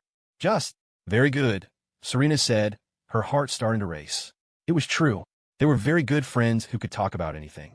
It's just that their interactions weren't limited to talking. Their hands were often involved, too. As a man of the world, Spencer knew what that meant. They were dating. He was a little shocked. His cousin, who had always been so obedient and well-behaved, had started dating the moment she got to college. If her parents found out, he didn't even want to imagine it. Serena was their only child, and her mother had such high hopes for her. This could affect her studies, and if her academics slipped, certain paths would become much harder to walk. Spencer sighed internally. After a moment of silence, he couldn't help but start lecturing. Serena, you really need to focus more on your classes. A law degree is an excellent stepping stone. Eastwood has some great professors. In the future, you could get a Ph.D., and your career would be set. You're one to talk, Serena interrupted, a hint of annoyance in her voice. Why didn't you get Ph.D.? Uncle had it all arranged for you, and you didn't go. That was what? You had a girlfriend your freshman year and skipped class all the time. And now you're lecturing me. Are you still my favorite cousin or not? Serena pouted, turning to look out the window. Whoa. Spencer was stunned. What was happening? Serena was actually talking back to him. She had never done that before. She had always been so compliant. Thinking of his own past, he felt a bit embarrassed and tried to justify himself. That's because I didn't have the talent for it. Your mom said you have a keen mind for law. I have some interest in law, Serena said, her gaze a little distant. I suppose I needed a major anyway. It wasn't a lie. She had been indoctrinated with it since she was a child, so a certain curiosity had taken root. She had gotten used to following the path her mother had laid out. If you're interested, then you can't let it go to waste. Spencer thought he'd hit on the right point and tried to press his advantage. The higher you go in a field you're interested in, the better. When you reach a certain level, you'll realize how much time you wasted on other meaningless things. Is that what you think? Serena turned to look at her cousin, her eyes deep and knowing. She continued slowly. So, the reason you're running around free as a bird now is because you've had this great realization? Spencer was speechless. His cousin's gaze made him feel a little guilty. He was also more surprised than ever. Serena had changed so much. She would never have spoken like this before. Serena, his family background is just average. Do you really think he can handle the pressure? Spencer tried attacking from another angle, a common scenario in these situations. He's my old classmate and a very good friend. What pressure does he need to handle? Serena said, her eyes flickering as she feigned ignorance. Admitting it outright was not an option. If her mother found out, there would be another family tribunal, unless... She blinked. If he really needs to handle pressure, then you can just lend me some money, cousin. I'll have him start his own business in his sophomore year. What? Spencer's eyes went wide. My God, she's going to be his sugar mama. If his aunt found out, she would probably die of anger. Seeing her cousin's silence, Serena looked displeased. So are you going to lend it to me or not? Yes. Fine. I give up. Serena-chun, you've changed. Spencer was at a loss for words. What on earth had happened? He was a handsome, rich guy, and he'd never had a girl offer to fund him. Fine, I'll lend it to her, he thought. He'd just placate her for now. Maybe they'd break up in a few months anyway. It was rare for college relationships to last 4 years, let alone a lifetime. And if they did make it, what was $20,000 or $30,000? How much could a startup possibly cost? I haven't changed. I've always been me, Serena said coolly, her bright eyes fixed on the road ahead. I just don't think I'm suited for a career in politics. Every time I think about it, I feel immense pressure. Spencer fell silent. He understood, because it was the same reason he had left that path. But his cousin was the only child of her family. They needed her. Her mother needed her. In the end, his own family needed her. They even needed her marriage. A girl with beauty, talent, and family connections held an incredibly important position. But he couldn't say these things out loud. This is going to be difficult. Serena, he sighed to himself. Cousin, you'll understand, right? Serena glanced at Spencer. Of course I support your choices, Spencer said, the words feeling false on his tongue. He could understand, but could her uncles, her other cousins, her parents understand? Thank you. If even you didn't understand, I was going to get out of the car. Serena threatened him with a brilliant smile. What are you talking about? How did I not understand you? We're the best of siblings. Spencer grumbled internally. What did that Cole guy do to turn my cousin into this?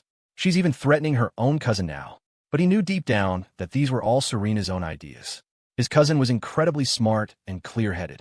It was just that everyone had always treated her like a child, overlooking some of her key traits. You're my best cousin. Remember not to tell your aunt, okay?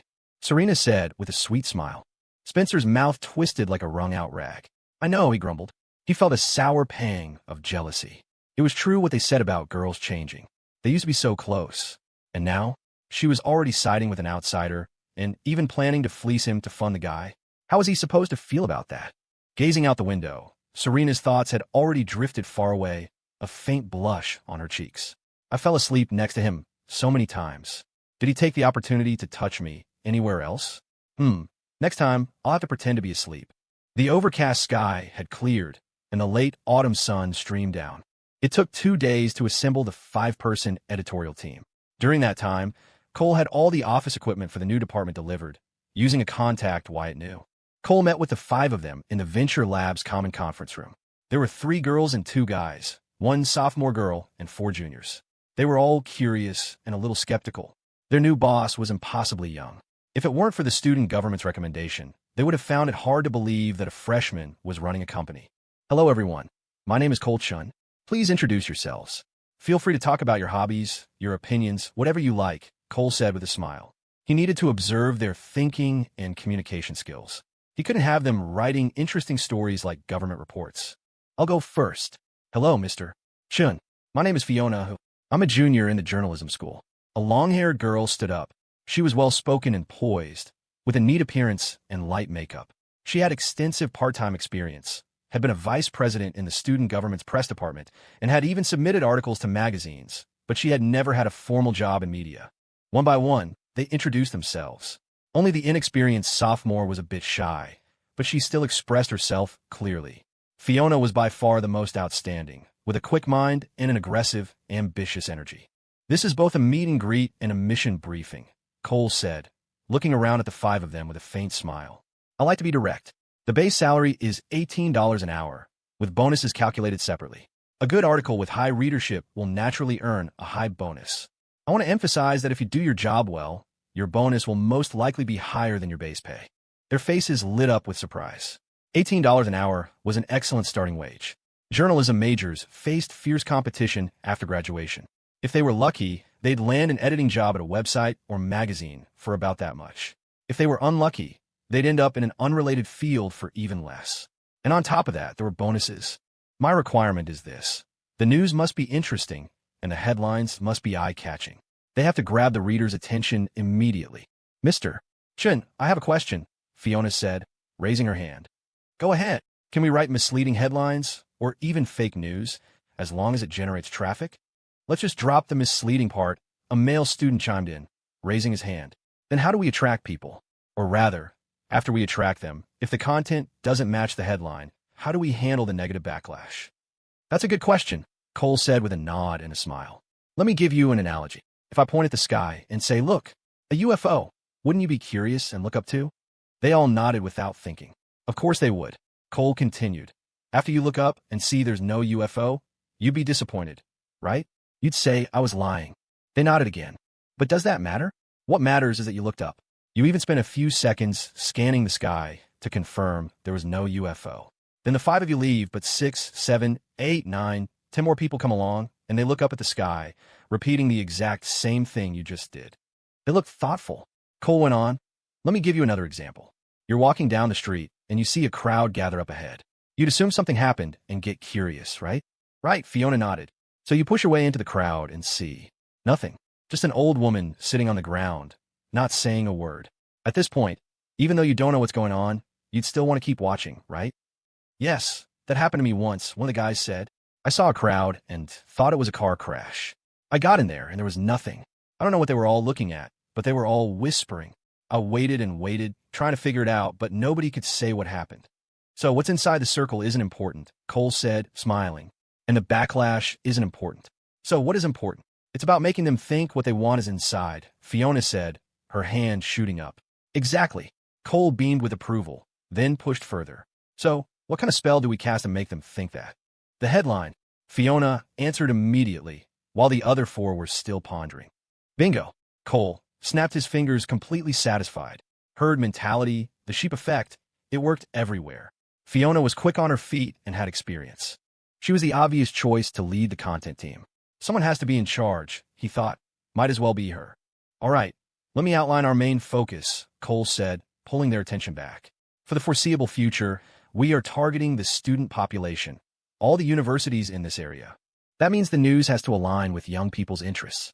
It needs to be eye-catching, explosive, enough to make them stop and stare. Hearing the words, young people, the five of them felt a strange dissonance. The youngest person in the room was lecturing them about young people. It felt odd. The most important thing is the headline. It has to grab them, guide them, and get them fired up enough to comment. So bait and switch, a sharp-witted sophomore named Yvonne piped up. Cole silently rescinded the mental gold star he'd just given her. Did you have to say the quiet part out loud? He pretended not to hear her. Okay, you can all get started. I'll be in the office for a while, so if you have any questions, just ask. He stood up. Time was wasting. The 540-square-foot office was now divided into two sections, the engineering department and the content department. For now, each editor was given 10 internal accounts to start posting with. Cole, meanwhile, began to assemble a promotions team to spread the website to every corner of campus. He also needed to hire 2 professional writers to serialize their own work on the site, to serve as an example. He reached out to Jessica from the student government again. She was a natural at HR, and it was a shame she was planning on a civil service career. Otherwise, Cole would have poached her in a heartbeat. Cole, what do you think of this? Fiona raised her hand. Cole walked over to look at her screen. The headline read, He and She, a chance encounter with a stray cat. The story was about a couple who meet while feeding a stray. The headline isn't catchy enough, Cole said, shaking his head. As quick as Fiona was, she was still constrained by the current environment, not yet bold enough to innovate. A flicker of defiance crossed Fiona's face. But students love this kind of romantic stuff. I know people who... You don't know them as well as you think. Cole cut her off. Here, let me show you. Fiona moved aside, a skeptical look on her face. She was curious to see what kind of masterpiece the freshman CEO could cook up. Cole deleted her title and typed, Shocking. A guy and a girl caught doing this in the woods. This style of clickbait wouldn't become mainstream for years. Right now it was fresh, novel, and perfect for tricking. Attracting a lot of users. Without waiting for the dumbfounded Fiona's reaction, he waved to Wyatt. Hey, Wyatt, come take a look at this. Wyatt walked over, curious. Wyatt, Cole said, you see this headline? Are you interested? Shocking. A guy and a girl. A flash of illicit excitement crossed Wyatt's face. He feigned composure. A little, I guess. Just a little? Then I guess you don't need to see the content, Cole said, turning away. Hey, wait. I'm interested. Let me see, Wyatt protested, a hint of impatience in his voice. Before you do, look at this other headline. Does it interest you? Cole typed Fiona's original title in a blank space. Not really. Sounds boring, Wyatt said, shaking his head dismissively. Fiona's face flushed. Is everyone really this crude? Has romance lost its appeal? All right, fine, I'll let you see it. A mischievous grin spread across Cole's face as he clicked open the story. Wyatt leaned in, his eyes scanning the text hungrily. His initial excitement slowly gave way to confusion, then annoyance. Wait a minute, where's the... The what? Cole asked, feigning innocence. A guy and a girl. That kind of thing, Wyatt whispered, a clear sense of having been duped in his voice. Fiona's face was now beet red. Are all men like this? Isn't this that kind of thing? They're feeding a cat. Where did your mind go, Wyatt? Cole asked, his expression one of pure disdain. What the hell? The realization dawned on Wyatt, and he stomped back to his desk in a huff. Cole looked at Fiona with a half-smile. Get it now? If not, I can call someone else over. He waved to Jenna from the engineering team. Jenna, which of these two headlines makes you want to click more? Since Wyatt hadn't spoiled the secret, Jenna was coming in fresh. She saw the He and She title and showed a flicker of interest. But when her eyes landed on the guy and a girl headline, they positively lit up. She hesitated for a moment before reluctantly pointing to the first one. This one, I guess. But her eyes kept darting back to the other. Okay, then I'll just delete this article. But you don't want to read it first, just in case.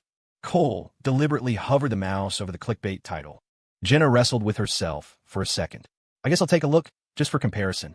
When the story opened, she read for a moment, her expression clearly disappointed. It's just... Okay, do you still want to read the other one? No, I'm good. From across the room, Wyatt burst out laughing. Fiona looked dejected, as if she'd just discovered the world was a far uglier place than she'd imagined. How about this? Cole said, seeing her disappointment. You can also come up with the headlines you want to write. We'll see which style gets more clicks. How does that sound? Okay, Fiona said, feeling a little better. She refused to believe it. Romance had to be the true winner. I have one more requirement for the stories, Cole said, a strange smile on his face. What is it? Take this story, for example. The couple who met because of stray cat.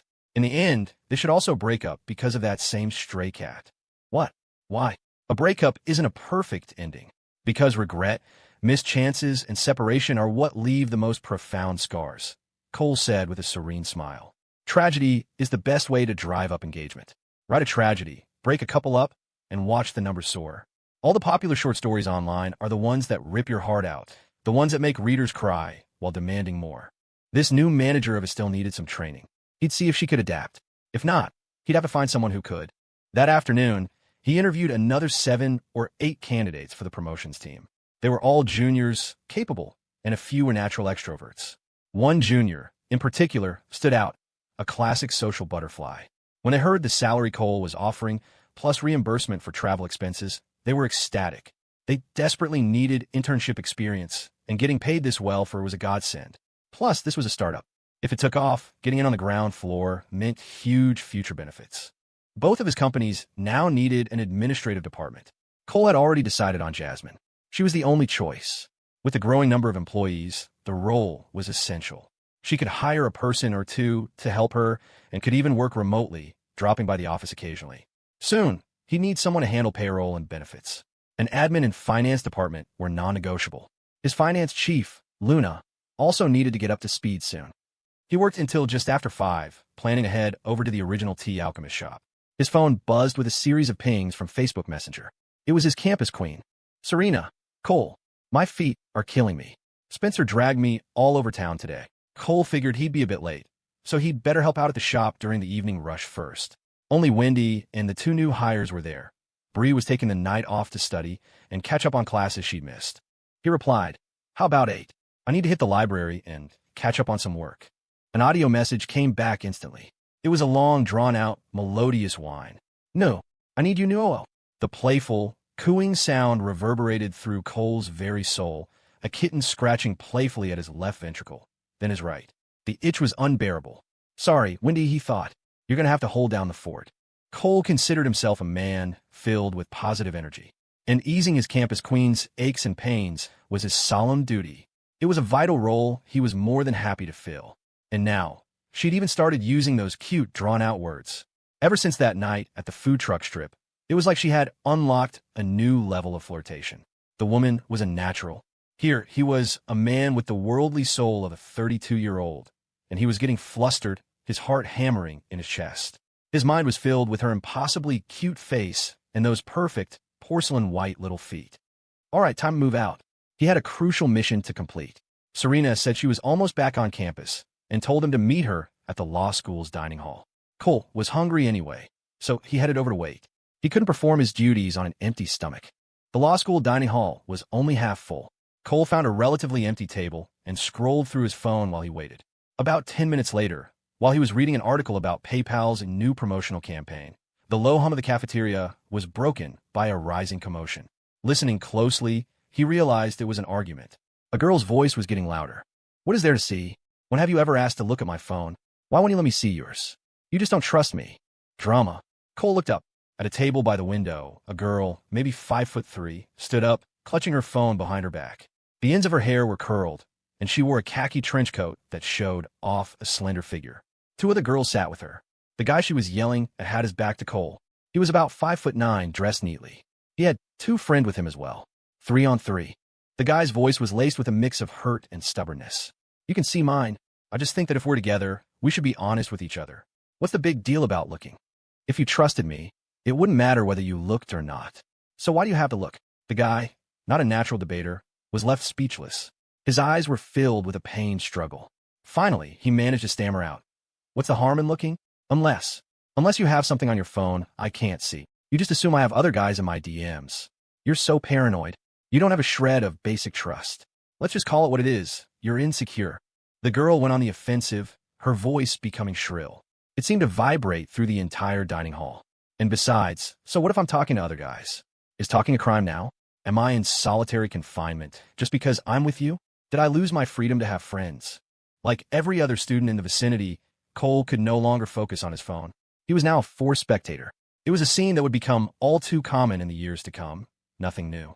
The guy was paralyzed by the words paranoid and insecure. He had instantly lost the upper hand. If he looked, he was paranoid and insecure. If he didn't, he'd be eaten alive by suspicion. He fell silent, his face a mask of conflict. What guy wanted his girlfriend to call him insecure in front of a crowd? It was a total loss of face. Perhaps spurred on by the girl's furious expression, the guy's face twisted in agony before he finally exploded. "I just think you're flirting with other guys. If you're not, then give me the phone. If I'm wrong, I'll do whatever you want." He turned the tables. The girl was momentarily stunned into silence. 2 seconds later, she detonated. "Liam, besides accusing me, what have you ever done for me?" "Nothing. Since you don't trust me, let's just break up." Other girls let their boyfriends see their phones. "Why can't you? The minute I push, you want to break up. You're obviously guilty." The guy was getting smarter, pressing his advantage. Cole knew that whether the phone was checked or not, this relationship was over. All that was left was an endless cycle of fighting. "I must have been F.N.G. blind to end up with someone like you." The girl spat, all pretense of civility gone. Her words were now weapons. I'm the one who was ing blind. I don't know why I ever got with you. Weren't you the one who said I was hot? That I was just your type? Huh. The guy's pride was backed into a corner, and all he could do was fight back. What might have started as a small disagreement had devolved into mutual destruction. Most of the students in the dining hall were watching now. A few whispered amongst themselves, but most were silent. Without proof, it was hard to say the girl was definitely in the wrong. Maybe she just valued her privacy. As long as he didn't see the phone, she was invincible. The girl was so enraged her face was contorted. She pointed a trembling finger at him. You have no shame. You think you're so hot that I can't live without you? Fine. You think I'm flirting with other guys? I'll show you flirting. As of right now, we are officially broken up. And what I do from now on is none of your damn business. Break up, then. It's no big deal. The guy sneered, trying to save face. And so, Eastwood University gains another pair of sworn enemies. Cole sighed internally. The girl's anger reached its peak. Fine. You said I only like you for your looks? Fine. I'll prove you wrong. She stepped away from her table and scanned the room, shouting like a madwoman. I'm single now. Anyone want to get my number? I don't care if you're hot or not, as long as you're a guy. Her friends tried to pull her back, but she shook them off. The guy was trapped. He kept up his sneer to maintain his dignity, turning to glare at her. He was, to be fair, pretty good-looking. Among the guys in the dining hall, some were tempted, but no one moved. Nobody wanted to get involved in that mess. Seeing no response, the girl's relatively attractive face turned ashen. No takers? Fine, I'll do the asking. I'll just find someone average. Not even hot. Her two friends tried again to pull her away, but it was no use. They gave up and looked down, mortified. You with the glasses. Let me get your number, she said, walking straight up to a guy wearing glasses. The bespectacled student was instantly flustered. He wanted to say yes, but was too embarrassed. He awkwardly mumbled, no thanks. This clearly just provoked her more. She shot a cold glare around the room, and her eyes finally landed on Cole, sitting by himself in the corner. Oh no, Cole groaned internally. Don't you dare. Please don't come over here. But she did. She even tossed her hair back, forcing a rebellious smile. Hey, freshman, let's trade numbers. Cole was speechless. Are you kidding me? Am I the guy you pick for average, not even hot? What is wrong with your eyes? 3 of the most beautiful girls on campus think I'm hot. Did you forget to wipe the sleep out of your eyes this morning? This is an insult. He forced a particularly pained smile. Sorry, Junior. I don't really give out my number. Perhaps because he was sitting alone, the girl slid into the seat next to him. A faint scent of perfume wafted over. Her tone became soft and cloying. Come on, just one number. I'm single now. If you ask me out, I'll go. Anywhere you want. Anything you want. He's the hottest one here. Who else would I ask? She thought. I'm getting his number. Oh, for the love of God. Cole was exasperated. If you want revenge, go find someone else. I'm busy, lady. And that average, not hot comment really stings. Across the room, the ex-boyfriend's eyes were practically shooting flames. The other students watched with rapt attention, waiting for Cole's response. If he said yes, tonight was going to be an explosive one. The girl took out her phone, pulled up her contact info, and purred, come on, freshman, add me. I'll go out with you tonight. Just then, a clear but icy voice cut through the air. Who's he adding? And who is he going out with? The entire dining hall fell silent. All eyes turned toward the source of the voice. The moment he heard the voice, Cole knew his campus queen had arrived. Perfect timing, he thought. You're a personal technician now. 88 has just been classified as average and not hot. I'm feeling very wronged. He turned to look. Serena had changed her outfit. She was wearing a long, orange hoodie with a cartoon bear on it, the hem reaching her mid-thigh. It was paired with a white, mid-length pleated skirt, white sneakers, and white crew socks. The vibrant orange and fresh white made the already peerless campus queen practically radiate light. Her perfectly straight legs, framed by the white socks, looked delicate and flawless. As he stood up, Cole had to swallow hard. Her expression was cold, her gaze resting lightly on the other girl. Many in the dining hall recognized the undisputed flower of the law school. That ethereal aura belonged to only one person on campus. But this girl, who wasn't from the law school, clearly didn't know her. Her eyes filled with jealousy. A woman with Serena's level of beauty was almost guaranteed to be resented by her peers. Spurred by a sudden competitive streak, the girl forced a smile. He's going to get my number and ask me out. No, I'm not. Don't put words in my mouth. You all saw it. I was just sitting here, minding my own business. I'm the victim here. And also, I'm actually pretty hot, right? Cole protested, backing away toward Serena while pointedly emphasizing his own attractiveness. He said no, so it's no, Serena stated, her gaze unwavering. She closed the distance, her long legs carrying her forward, and gently looped her arm through Cole's. And he doesn't need to. For the record, I think he's handsome. To me, there's no man more handsome than him. The whole drama with the girl had only lasted a minute or so. Serena had heard everything as she approached the dining hall. The shouting was too loud to miss. Hearing Serena's declaration, Cole was so moved he nearly burst into tears. What excellent taste. The only one who truly appreciates my good looks is my campus queen. Well, okay, and two others. He fought back a triumphant grin. This was a moment that called for calm, collected coolness. He had to project an air of nonchalance, as if his handsomeness was as trivial to him as a passing cloud. The dining hall was deathly quiet. Students stared, their faces a mixture of shock and awe. They had wanted to laugh at Cole's self-praise, but now they couldn't. The shot gave way to a potent cocktail of envy, jealousy, and utter admiration. What kind of karmic debt did this guy pay off in a past life to deserve this kind of vicious retribution? He's a role model for us all. I wonder if he offers classes. Cole quickly scanned the room, savoring the moment. It felt good. The other girl's face turned ugly. She wanted to argue, but couldn't find the words. Anyone with eyes could see that comparing herself to Serena would be an exercise in self-humiliation. Her ex-boyfriend was no longer glaring at Cole. He was no longer qualified. Instead, he looked at the girl with an expression of pure, unadulterated schadenfreude. The humiliated girl finally directed her fury at her ex, shooting him a hateful glare before turning and storming out of the dining hall. Her two friends scrambled to follow. The ex-boyfriend had a moment of hesitation, but after a word from his friends, he chased after them. "Cole, I'm hungry," Serena said, her frosty demeanor melting away as she looked up at him with pitiful eyes. "All right, let's go get some food," Cole said, cheerfully squeezing her hand. The two of them walked to the food counter as if they were the only people in the world. Everyone else in the dining hall seemed to slow down their eating. A goddess, after all, was a sight to be savored by both men and women. The women watched with a mix of envy and a desire to learn. The men, well, their reasons were less important. As for Cole, he was the target of only jealousy and curiosity. Could it be? Does he have some secret talent? Some hidden greatness?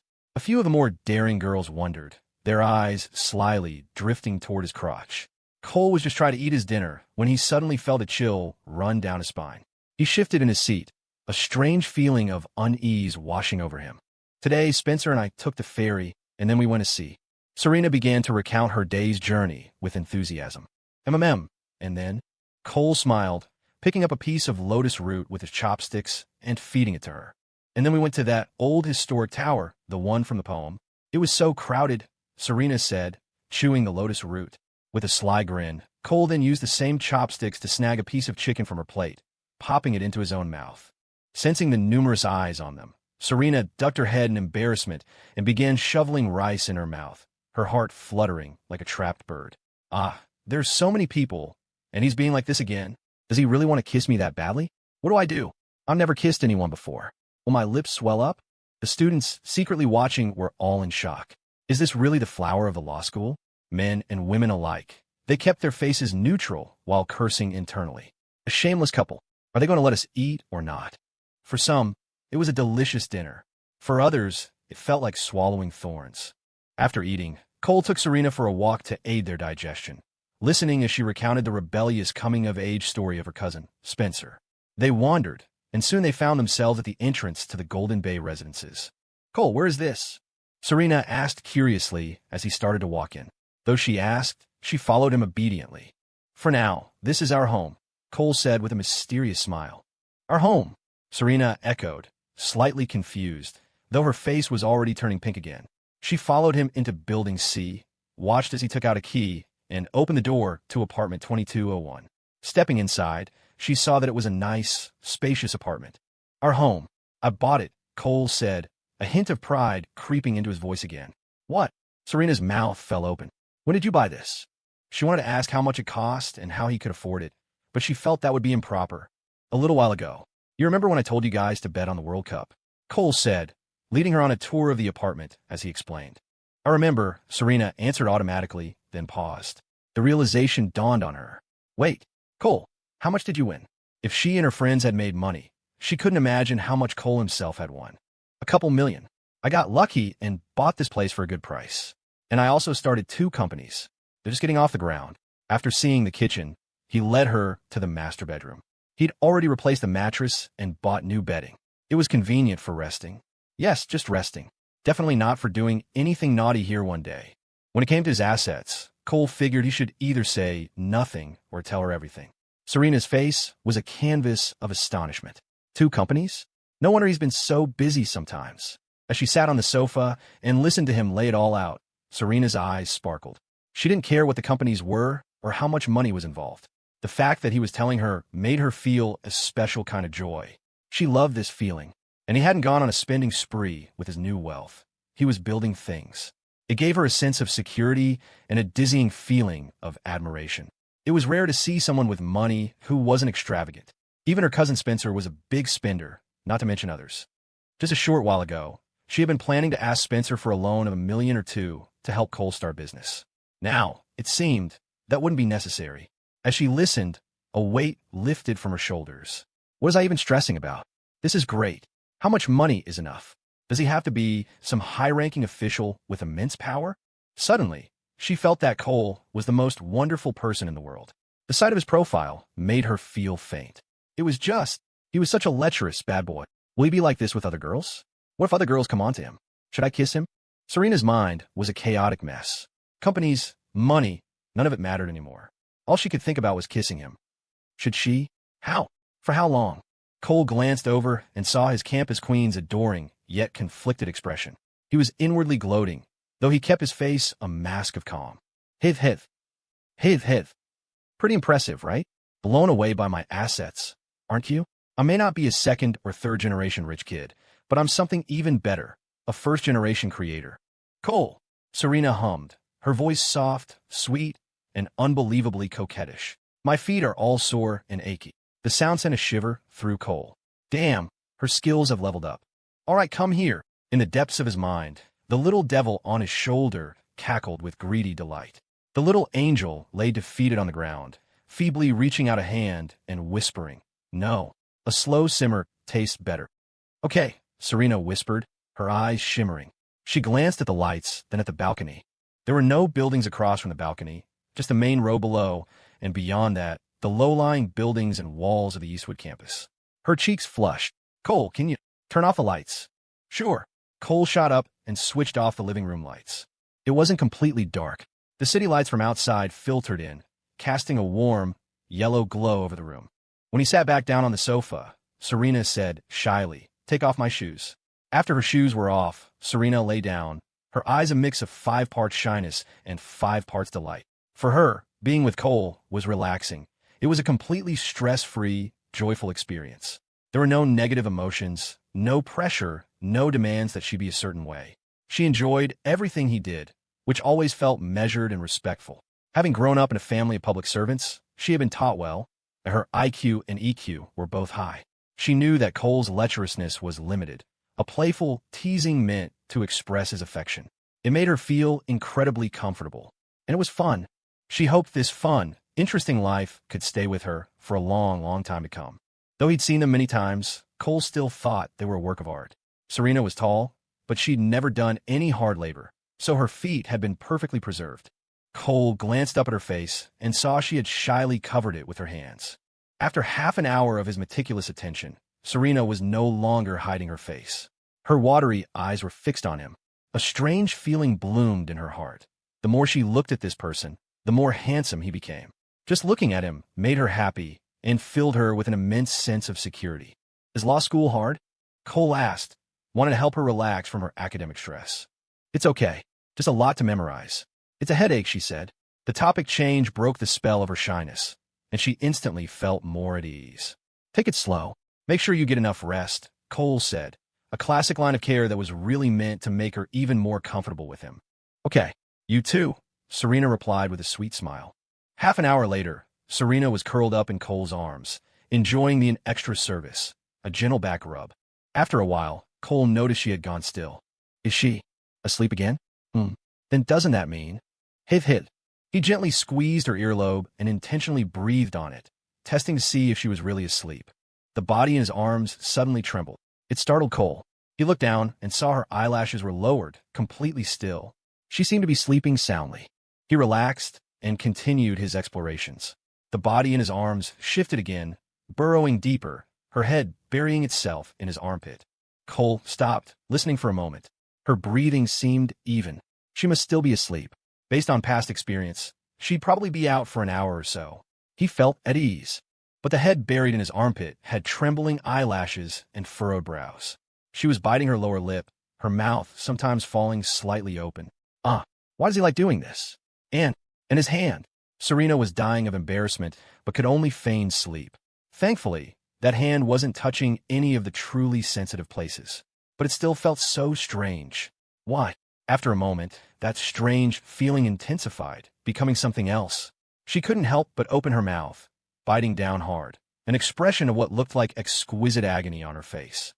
Finally, she couldn't take it anymore. She couldn't pretend to be asleep. She threw her arms around Cole, her voice trembling as she cried out, Cole. Cole the rogue tightly hugged the person in his arms. Could she feel that even in her sleep? Or was she awake the whole time? Does it even matter? Not one bit. Cole smiled to himself. Awake, but pretending to be asleep was the perfect state of affairs.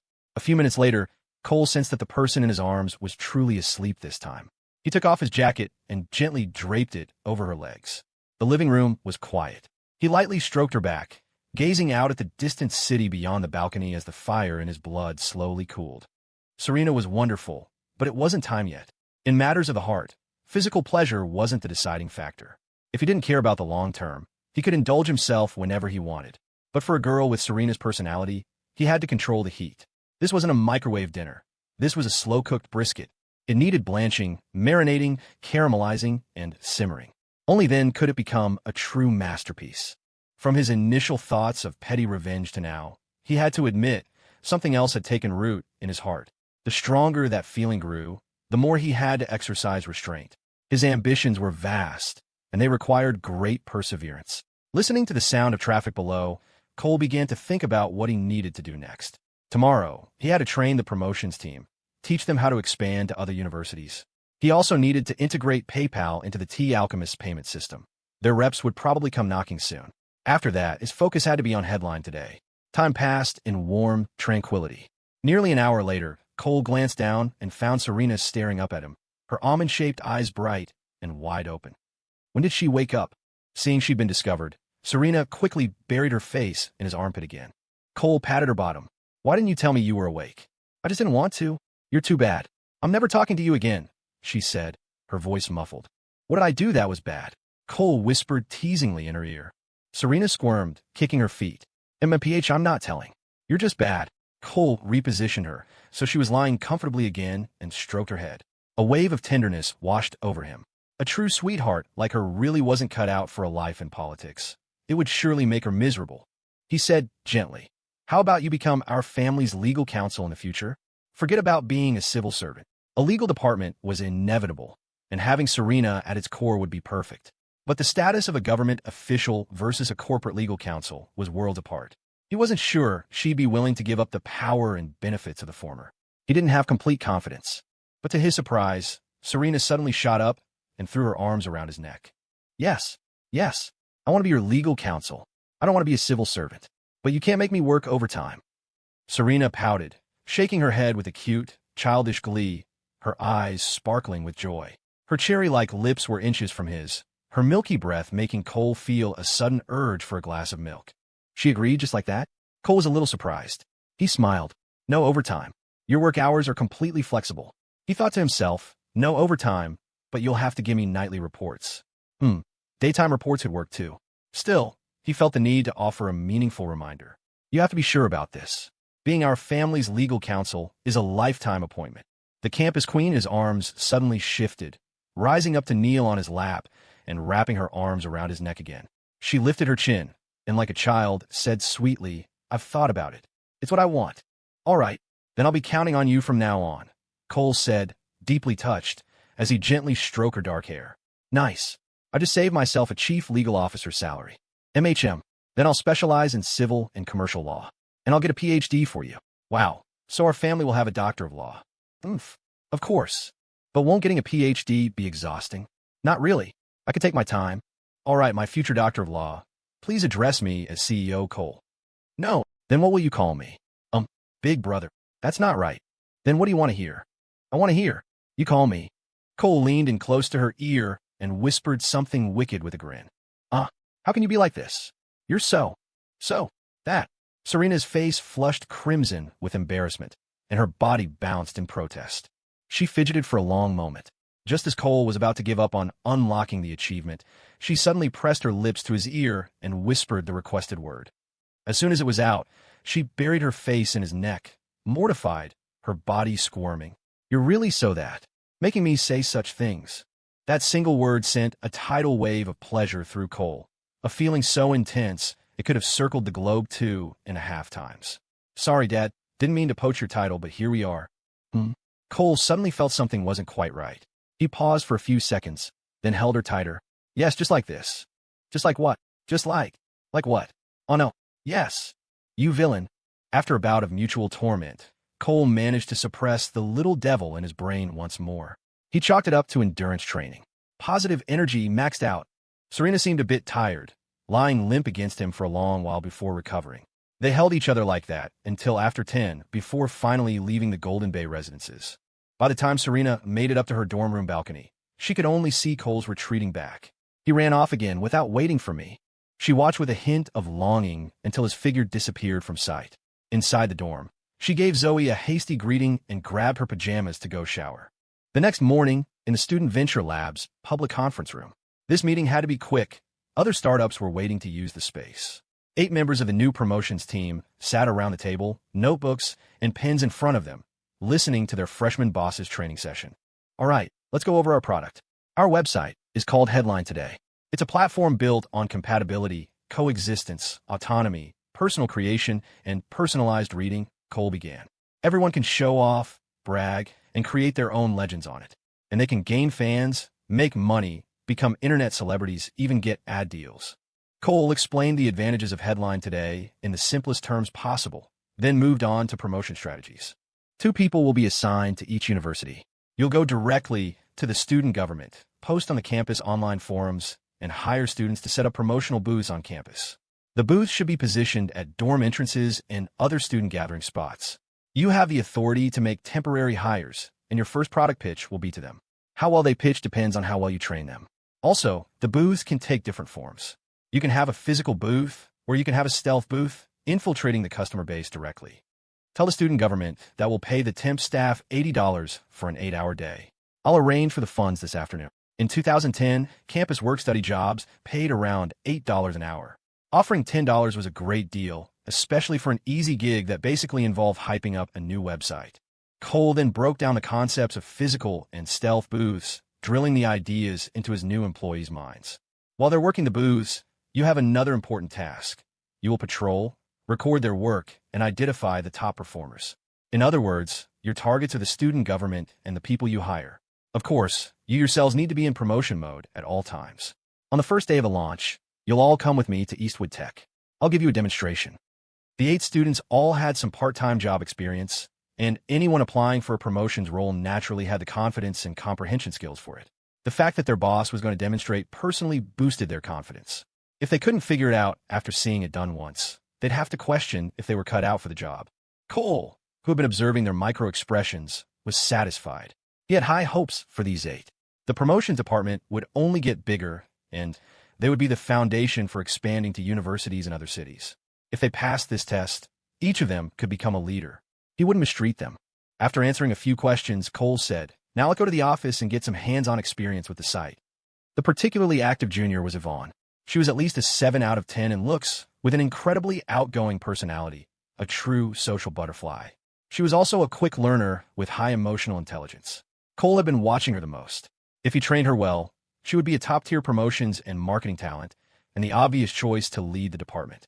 2 of the guys were also promising, calm and steady. They were on his watch list as well.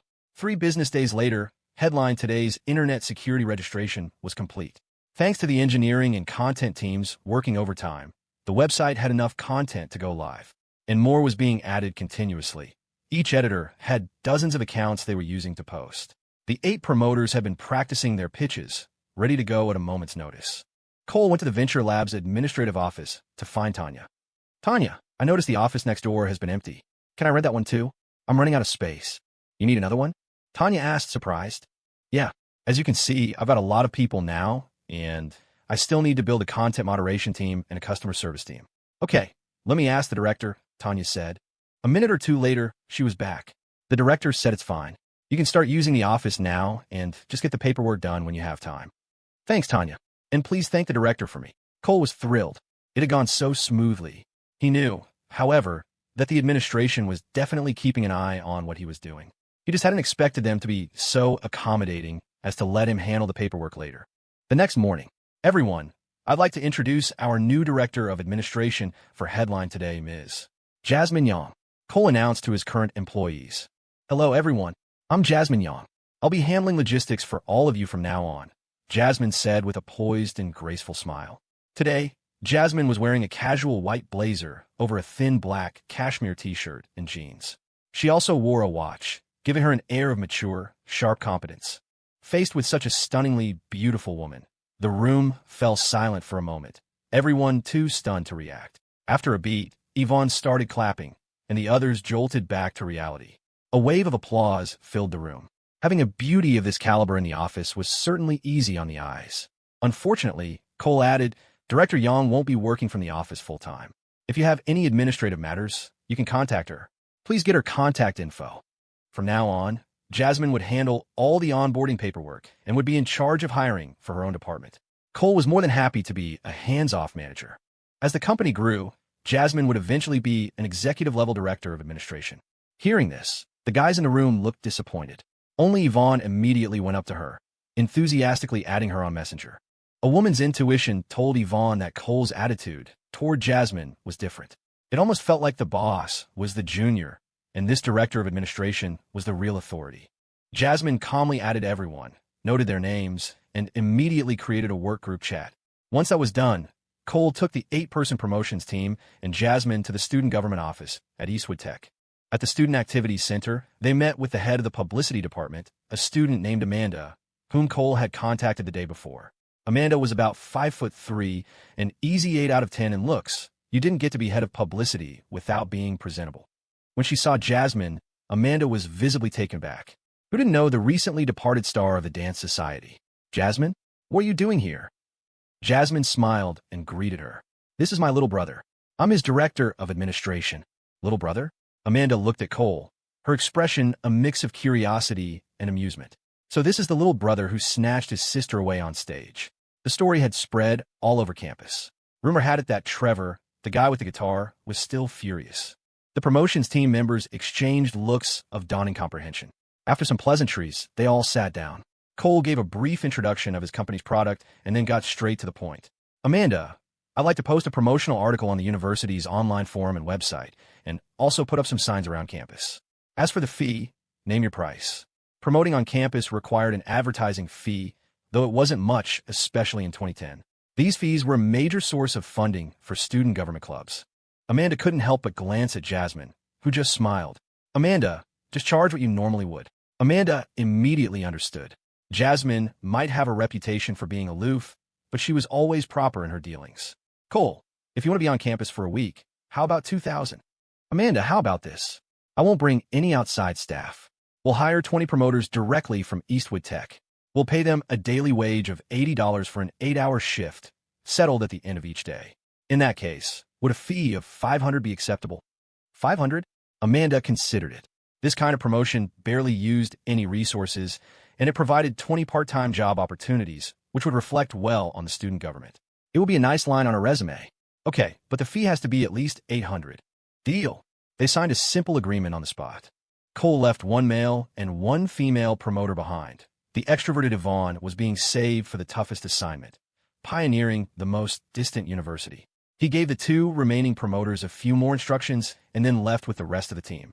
Jasmine, however, didn't leave with them. This was her family's business, which made her a promoter too. She was going to be involved in the conquest of Eastwood Tech. The publicity department quickly assembled a group of students interested in the part-time work.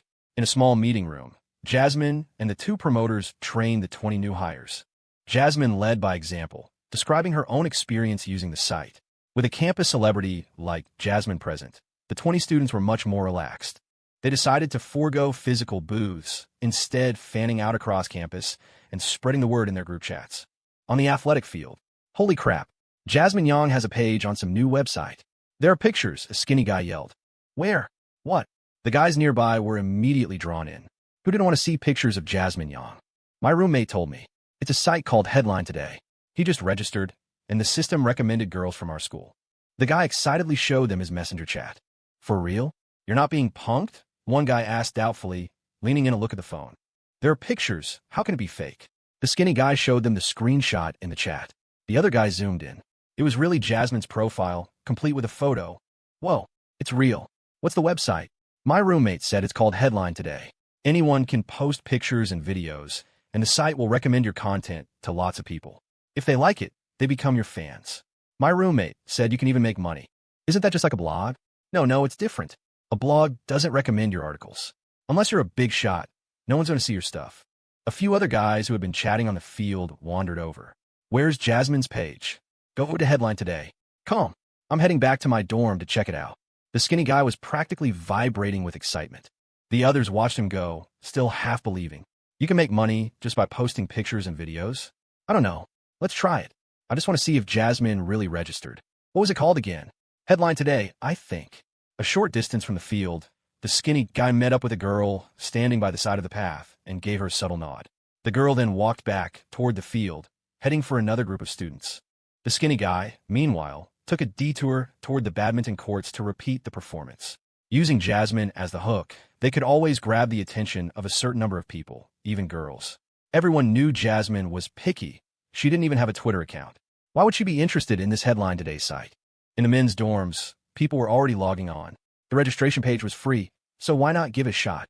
To their surprise, after reaching the homepage, they saw a tab at the bottom that said People You May Know. A whole list of names appeared, and there she was, Jasmine Yang. Her profile picture a stunning shot of her face in silhouette. Excitedly, they clicked on it. It was really her. She had 2 posts up already, photos from a jazz dance practice. When he went to follow her, he saw she already had 365 followers. The top of the page defaulted to a recommended feed. A few headlines caught his eye. Shocking. A guy and a girl from Eastwood Tech caught doing that in the woods. A knowing smirk appeared on the student's face. He clicked. A minute later. What the hell? What a ripoff. It's just pictures. What is this crap? The comment section was filled with similar complaints. The view count was an astonishing 3,000 plus. He didn't hesitate to add his own angry comment. Then he saw another headline. In the cafeteria, on a summer day, he met her. He hesitated, but ultimately decided to skip it. The next second, a new title refreshed on his screen. That night, my sister-in-law walked into my room. When I was all alone, after a moment's hesitation, that knowing, sly smile returned to his lips. Damn it, I got all ready, and this is what I get? Your 2-year-old sister-in-law should have taken a dump on you. The student was furious, unleashing a tirade in the comments section. After fuming for a bit, he saw a share button and had an idea. He reposted it to his own page. Might as well borrow this. Soon, he was drawn in by other content. He slowly discovered that the site was consistently recommending things he was interested in. Among them were authors who had posted professional-looking photo shoots. One, judging by her profile picture, was a campus queen-level beauty from Eastwood State University. This perked him right up. After scrolling through her sexy photos a dozen times, he followed her and sent a private message. Hey, I'm a photography enthusiast too. After sending the message, he quickly changed his bio to passionate about photography and downloaded a few nice pictures from the internet to post on his own page. The platform was simple and intuitive. He had it mastered in minutes. By the end of the day, Eastwood Tech had the highest number of new registered users. Cole knew this was expected. Jasmine's reputation had given them a massive boost. The total number of registered users surpassed 10,000. In Office 1520 of the Venture Lab, Wyatt and Leo from the engineering team were monitoring the data. Jenna and Marcus continued to optimize Headline Today's backend. The content team was a mix of laughter and frantic typing, occasionally slapping their desks in amusement. One of the male editors had a pained expression. This guy is confessing his love to me in the DMs. I'm gonna puke. What do I do? Just telling you need to focus on your studies, Fiona said offhandedly. She was in low spirits. Her heartfelt headlines had pitifully low click-through rates compared to the clickbait. The comments were few and far between. It seemed Cole was right. However, another idea had taken root. Tonight, after work, she was going to register a new account under a pen name and write the short stories she wanted to write. If she couldn't write romance, she'd never be satisfied. That evening, Cora, a finance major, received a message from Jenna, one of the creators of the old Face Power website. She was being invited to participate in an advertisement for Headline Today. All she had to do was register an account, do a photo shoot, and post one picture with a caption every day for a week. The pay was $500. At first, she was hesitant. She didn't know anything about this company. But Jenna explained that after the photo shoot, there were no other obligations. The pictures were simple, and the location was just at North Lake. Thinking it over, it was a lot of money for very little work. $500 could buy a nice dress. It was free money. Cora agreed. The next morning at 9, the area in front of the Venture Lab building was a vibrant scene, buzzing with the chatter of about 20 beautiful young women. The nerds in the offices above excitedly peered out their windows. Cora arrived with her dance partners, including Chloe, and the usual entourage of guys who followed them around. She noticed that many of the other girls were campus queens from other universities, most of them also accompanied by their own protective admirers. And then she saw that Julia and Simon were there too. The two acquaintances immediately grouped together. A moment later, Jenna walked out of the building with a guy. When Cora and Julia saw who it was, they, along with their friends, froze. "Everyone quiet down, please," Jenna announced. "This is the CEO of our company, Headline Today, Mr. Chun. Please give him a round of applause." A sparse, uneven smattering of applause followed. The campus queens stared at Cole in astonishment. "CEO Chun? We've never heard of a rich heir with that name." Then, a burning light ignited in their eyes. One of the girls from Eastwood Tech, however, looked puzzled, a feeling of déjà vu washing over her. "Hello, everyone. My name is Cole. I believe you're all clear on the job details. The photo shoot will be at Waverly Point. Lunch and bubble tea are on us," Cole said, scanning the faces of the young women before him. They were all in good shape. The photos would definitely be eye-catching. They had all come meticulously dressed and made up, which saved him the cost of renting outfits. When he saw Julia, his expression didn't flicker. It was all water under the bridge. Now, she was just a model here to do a job. "You'll be paid $300 today. The remaining $200 will be paid on the day you complete your obligations. If no one has any objections, you can sign the agreements."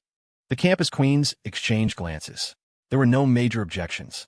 A company based out of the Eastwood Venture Lab wasn't going to rip them off. Cora and Julia looked at each other, both seeing the shock in the other's eyes. They never imagined that besides the tea shop, Cole was also running another company.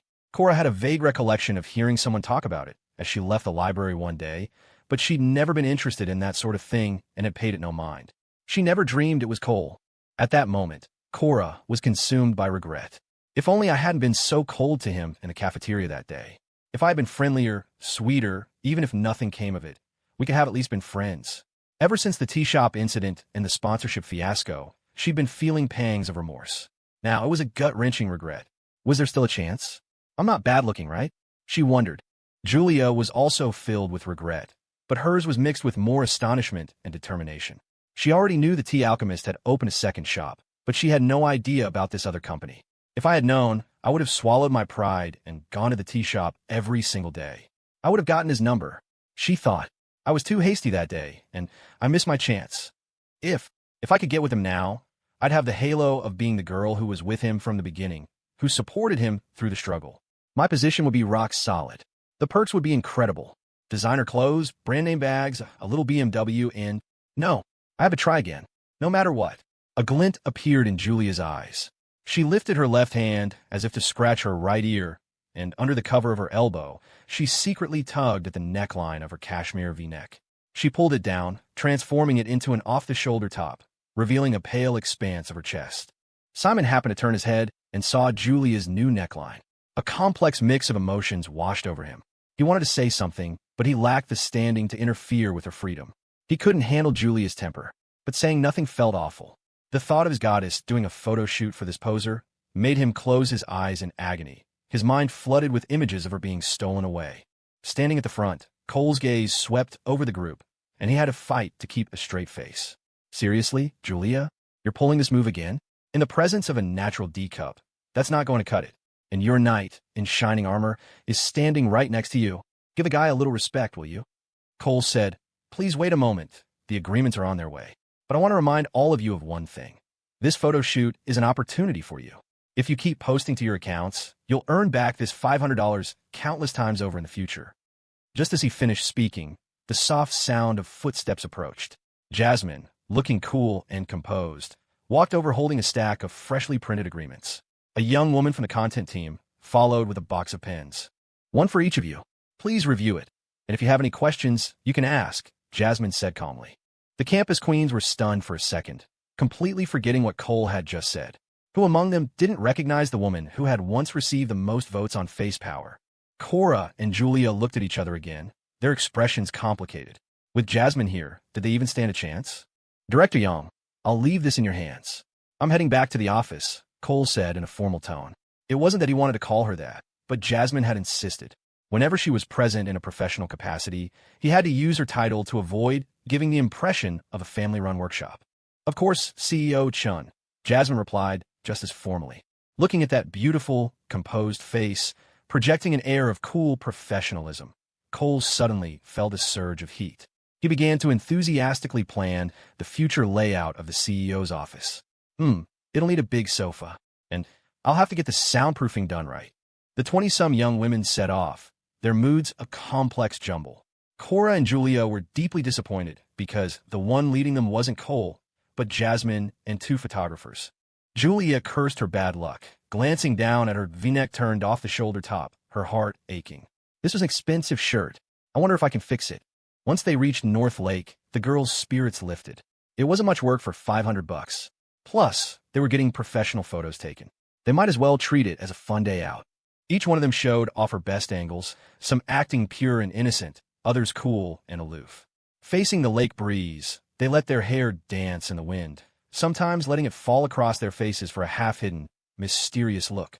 The bevy of beauties at Waverly Point attracted countless stares for passers-by. Some guys, who hadn't dared to approach a girl in 3 years, postured like seasoned wolves, letting out low howls from a safe distance, hollow cries that betrayed a long and lonely acquaintance with their own right hands. With the addition of campus queens from various universities and the coordinated efforts of the promotion team, Headline Today's user base began to climb rapidly. When a melancholic, posed photo from a male student at Eastwood Engineering was intentionally recommended to a wider audience, it triggered a surge in likes and follows. Students who noticed this became ecstatic. This was different from Twitter. Ordinary people really had a chance to become famous, even if it was just a tiny bit of recognition. But the key was attracting girls. Hadn't that guy from engineering gained nearly 1,000 new female followers? And so, a deluge of posed photos and artistic shots began to spring up like mushrooms after a rain. A student from Eastwood Agricultural University found that ever since he clicked on a headline titled, "Those Unspeakable Years with the Annie Next Door," he was constantly getting similar recommendations. The stories never delivered what he was hoping for, but they did have pictures, which was a nice consolation. Meanwhile, a nursing student from Eastwood Medical University discovered that Headline Today was always recommending the entertainment gossip she loved, like the latest on American Idol. Among the 20-some campus queens who participated in the photo shoot, some were incredibly quick to catch on. One girl, Ashley, hadn't been particularly interested at first, but when she logged into her account and saw her follower count had exploded to over 6,000, along with numerous comments and private messages, she was so excited she couldn't sleep all night. She keenly sensed the potential. From then on, she stopped passively posting photos and began to actively and consciously create content, responding to comments and carefully selected DMs, meticulously curating her online presence. Aside from a few of the more aloof girls, the others slowly began to cultivate their own accounts. They didn't need to be experts in any field. They just needed to showcase their beauty. It was 1,000,000 times more convenient than begging for votes on Face Power. They were in control with their own loyal fan bases. It was an amazing feeling. They even began to hope that Headline Today's user base would continue to grow. Late that night, in Office 1520 of the Venture Lab, the lights were still blazing.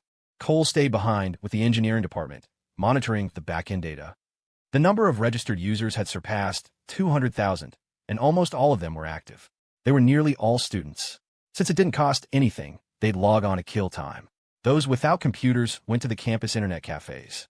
CEO Chun, as the amount of data grows, the 4 of us aren't going to be enough.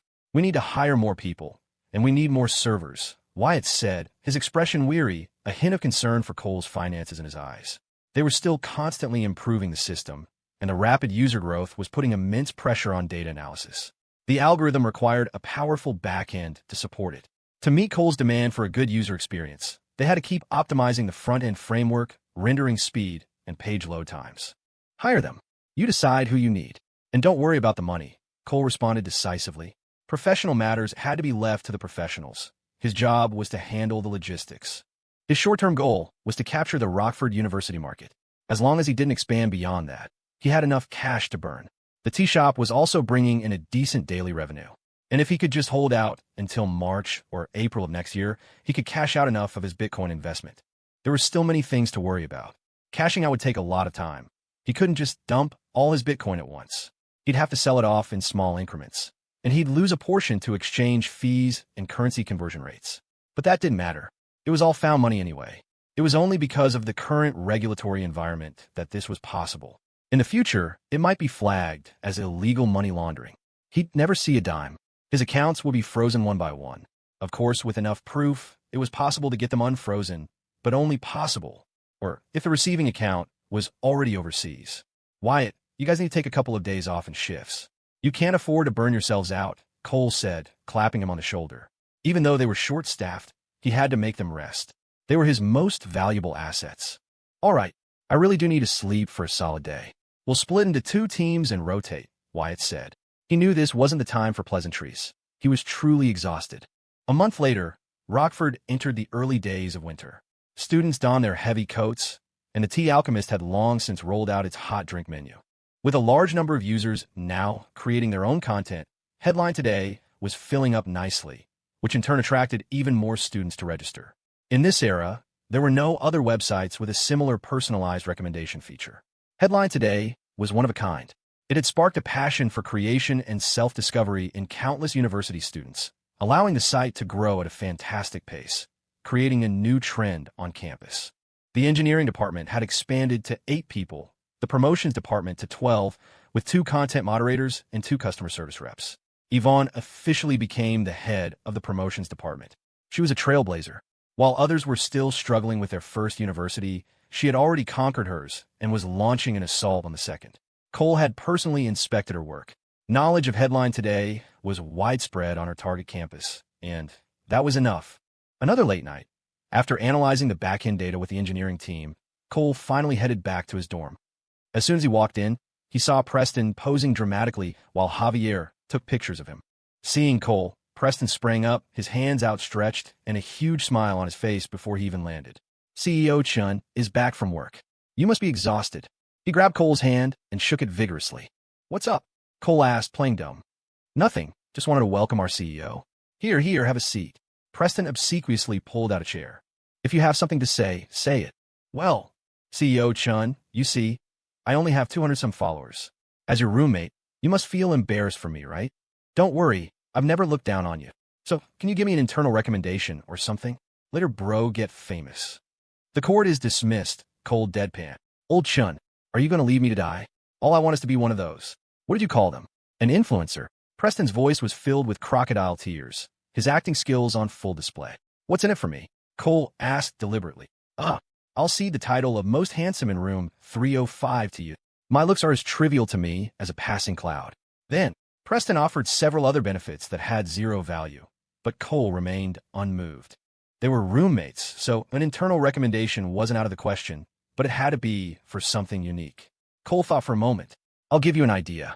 Please enlighten me, CEO Chun. Drop the idle persona. Do the opposite of what you're thinking. Cole gave him a mysterious, all-knowing smile. The guy was always posting handsome selfies with some pseudo-profound caption, but he always missed the mark of being genuinely cool. The opposite. Contrast. Contrast is what grabs people's attention. I feel like I don't get it, but I also kind of get it. Enlighten yourself. Once you figure out, you'll have made it. Preston fell in a deep thought. He was the only one in the dorm obsessed with becoming an influencer, even willing to shed the pretense of being a rich kid. Javier liked to watch, not participate. Frank was head over heels in a new relationship and had no time. As Cole's home base, Eastwood University was naturally the most deeply penetrated by his promotional efforts. Cole himself, as salesman number 1, would often be heard exclaiming, "Whoa, look at the legs on that junior. Headline Today is awesome." It was like those repetitive elevator ads, and it had a certain effect. As Headline Today became more ingrained in campus life, most students would log on to browse when they had free time. There was only one person who didn't: Cole's future finance chief. Luna didn't have a computer and never went to internet cafes. Cole was thinking it was time to pull Luna out of the Tea Alchemist. With 2 companies, he desperately needed someone he trusted to handle payroll, reimbursements, and procurement expenses. He could hire an accountant for the books, but the treasurer had to be Luna. The next morning at 10:30 at the original Tea Alchemist shop. It was the weekend, and Luna had come in early to help. She was busy at work when she heard Wendy lead the familiar greeting.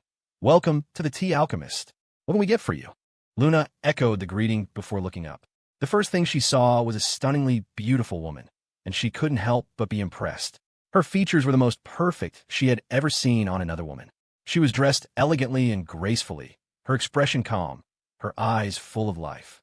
"I'll have a vanilla latte, please," Jasmine said with a smile. She was just dropping by to check out the place and get familiar with the staff. "Of course, one moment please," Wendy replied. The coffee orders were usually handled by Luna. She was the most skilled at brewing fresh coffee. Jasmine walked further into the shop, observing the decor, the layout, and the creatively written blurbs on the walls. The more she saw, the more she admired her little brother, her heart swelling with pride and affection. She chose a small round table and sat down, her gaze sweeping over the work area. At first, she looked at the baristas at the front, but then her eyes shifted and locked onto a figure who had just turned around. Beautiful, a real spark, quiet and gentle, and tall, and, wow, she seems to be very well endowed. Bigger than me. My brother has such a beautiful girl working in his shop. Jasmine's eyes narrowed slightly, then relaxed. There was no intimate relationship between them. That was her immediate conclusion. First, there was her appearance. In her dorm, Wendy and the others talked about everything, including how to tell if a girl was still a virgin. Things like her eyebrows following the brow bone, her hair having a natural sheen, the virgin's glow on her cheeks, or the clear, storyless look in her eyes. Jasmine never participated in these discussions, but she had once overheard Alex talking about it when a dance team member was having a bad day, and she had secretly looked it up online. A single one of those signs might not be accurate, but taken together, they were a sure thing.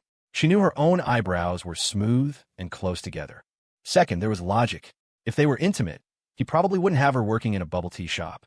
Sensing someone watching her, Luna looked up. Their eyes met.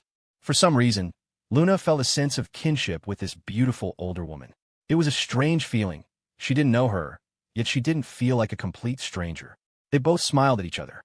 Luna, a little embarrassed, looked down and focused on her work. Seeing the girl's shy demeanor, Jasmine found her incredibly interesting. She sensed something inexplicable from her, something vague, as if they had met before, though she knew they hadn't. She didn't go over to talk to her, suppressing her curiosity. Baseless speculation wasn't her style, and it was pointless. The world was full of girls. If her brother became successful, the line of women waiting for him would probably stretch to Florida. It was impossible to guard against all of them. Everything depended on her brother's willpower. There was such a beauty in his shop, yet her brother was working from morning till late at night in the Headline Today office, and the girl was still whole. That was enough. A man who couldn't control himself around women wouldn't change just because you were suspicious, and he certainly wouldn't leave such a beautiful girl untouched. That was human nature. It seems, Jasmine mused, that I'll have to keep training my dear brother's willpower to make him less susceptible to temptation. When her coffee was ready, she went to pick it up and left. As she took the cup, their eyes met again, and they exchanged another smile. For in the afternoon, the moment she saw Cole, Luna's calm eyes suddenly lit up. It had been days since they'd seen each other. They chatted on Messenger, but that was no substitute for seeing him in person. But she knew he was busy. She was aware of everything happening with Headline Today. With work to do and several tables of customers in the shop, she could only press her lips together and give him a small, subtle smile. The smile was small, but her eyes shone with deep joy. After all, she was a girl, and it would be embarrassing to show just how much she missed him. Cole didn't interrupt her. There would be plenty of time. He was planning to walk her back to her dorm tonight. But before they could even speak, a sickly sweet voice chirped from the doorway. Cole turned. Ugh, what is Julia doing here? What a coincidence for her to arrive the moment he walked in. This one just wouldn't give up. Still trying to farm my fish pond? Dream on. It was clear Julia had dressed up for the occasion. She wore a skirt and a coat, her legs bare except for a pair of black thigh-high boots. Not even the December wind could stop her from showing some cleavage. Hello, do I know you? Cole asked, feigning ignorance. You have such a bad memory, Cole. I've been to your shop twice, and I was in a photo shoot for your company, Julia said with a dazzling smile, all of her former arrogance gone. In the work area, Luna snatched a cocktail shaker from Bree's hands and began shaking it furiously. Bree? Oh, I remember now. The big sponsorship drive, with your whole legion of admirers. The memory is still fresh, Cole said, first with an expression of dawning realization, then with a look of melancholy. Speaking of which, I haven't seen those generous sponsors in a long time. I really miss them. What legion of admirers? Julia had no idea what he was talking about, but she knew the number 800. Even though she hadn't contributed a dime, the feeling of being played was still potent. But did that matter? It had nothing to do with her, she giggled. Haha, you're so funny, Cole. You had them running in circles. If they were warriors, then you must be a conqueror. What the hell? Cole was baffled. What kind of provocative language was that? Anyone who didn't know better would think he had unleashed some kind of savage move on her. This woman was only 19, yet her manipulative tactics and turns of phrase were masterful. She was a prodigy in the world of emotional puppeteers. In his past life, she had been divorced twice before becoming a major influencer. In the work area, Luna was shaking the cocktail shaker as if her life depended on it, her face a clear mask of displeasure. This girl was pretty, but she was she gave off a bad vibe. Not like the older sister from this morning, who had seemed so kind. Luna, can I have that? The drink is ready, Bree said, reaching for the shaker several times without success. Oh, okay. Luna snapped back to reality, sheepishly handing the shaker back to Bree. She picked up a fruit knife and started slicing an orange for a hot drink. Warrior or conqueror, neither can compare to a queen with her entire court at her beck and call, Cole said with a mysterious smile. Court? Julia was completely lost. What did that mean? But it didn't matter. She smiled, brushing the question aside, and looked deeply at Cole. Cole, can I get your number now? Her gaze was incredibly expressive, filled with adoration and admiration. After she spoke, she clasped her hands behind her back, gently biting her lower lip to project an air of vulnerability, as if she was afraid of rejection, ready to be ravaged at any moment.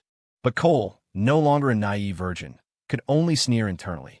A real blush versus a fake one. A rookie would never be able to tell the difference. He'd fall for hook, line, and sinker. But no matter how well she acted, the cold, calculating glint of ambition in her eyes was impossible to hide. It was as if another person was lurking inside her, holding a trident, calmly watching her performance. The moment you thought she liked you, that you could get close, and you open your heart to her, you would hear her say, I prefer guys who are more gentlemanly. And then you'd be left hanging from the steel cable of gentlemanliness, unable to get down. It had to be said, some things were pure talent, like some socialites, masters of charm, who could effortlessly navigate the world of men. But she was a customer, so there was no need to be rude. That would be beneath him and give her ammunition. It's better to just say, I don't use Messenger, Cole was about to say, when he heard a sharp cry from the work area. He heard Bree's urgent voice. Oh my God, Luna, did you cut your hand? The confident Julia watched as a blur of motion shot past her. Cole had teleported behind the counter. She was so stunned she almost lost her composure. Did you cut your hand? Cole rushed over to Luna, who was crouching on the floor. Let me see. He saw a bead of blood welling up on the pad of her index finger. Napkins, he said. Bree handed him a pack. Cole pulled one out, folded it, and took Luna's hand, pressing the napkin firmly against the cut. Stop the bleeding first. We'll rinse it in a minute and put a bandage on it. Okay, Luna whispered. She looked up and saw the genuine concern and pain in his eyes. An array of sunshine instantly pierced through her gloom. She hadn't wanted that girl to get Cole's number, but didn't know how to stop her.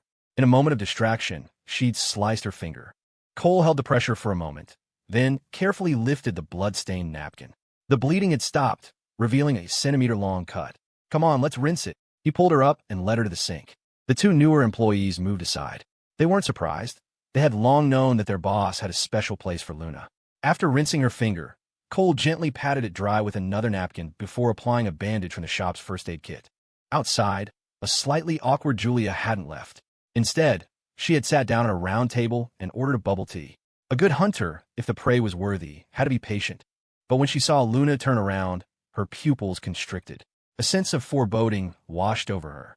She had seen this girl the last time she was here, but back then she had been dressed plainly. Even with a pretty face, she hadn't seemed particularly remarkable. But now it was different. The right clothes perfectly complemented the girl's beauty, showcasing a purity that Julia knew was far beyond her reach. And, especially, her chest. As a woman who was also proud of her assets, she could recognize that kind of commanding presence from a mile away. If she took off her sweater, it would probably be even more explosive. She herself was no match. The confidence she had been building up suddenly evaporated. "Luna, are you feeling better? You should take a break," Cole said, his fawning completely sincere. "I'm fine. It doesn't hurt anymore," Luna said, her face flushing, but this time it was with happiness. What made her even happier was that his wandering eyes weren't looking outside. They were focused entirely on her. She knew it was shameless to think this way, but the deep satisfaction and small sense of triumph she felt crushed all other emotions. "Luna, come on. Let's go out for a bit," Cole gestured to her. "Okay." As they walked out from behind the counter, Cole still managed a smile and a nod for Julia. "Hey, enjoy your drink. I've got something to take care of, so I'm heading out." She had bought a tea, which made her a customer. Politeness was required. Julia smiled and nodded back, her smile hiding a bitterness only she could taste. It was getting cold in the winter. Riding a scooter, his hands on the handlebars, would quickly turn red from the chill. When they arrived at the Dahlia boutique, Luna realized he was taking her shopping again. She felt conflicted. It felt wrong not to refuse, but she didn't really want to, and she knew refusing would be pointless anyway. She stood there, unsure of what to do. Then Cole's arm wrapped around her waist, sending a tingly, reassuring warmth through her that banished all other thoughts. The boutique owner beamed. This handsome young man was back again. He picked out 2 down jackets, one white and one pink, plus a pair of fleece-lined pants and matching shoes. After a discount, the big spender swiped his card without hesitation, making the owner's face crinkle into a joyous smile. Cole felt it was necessary to spoil Luna. Besides his preference for natural D-cups, he also needed to take care of his finance chief's well-being.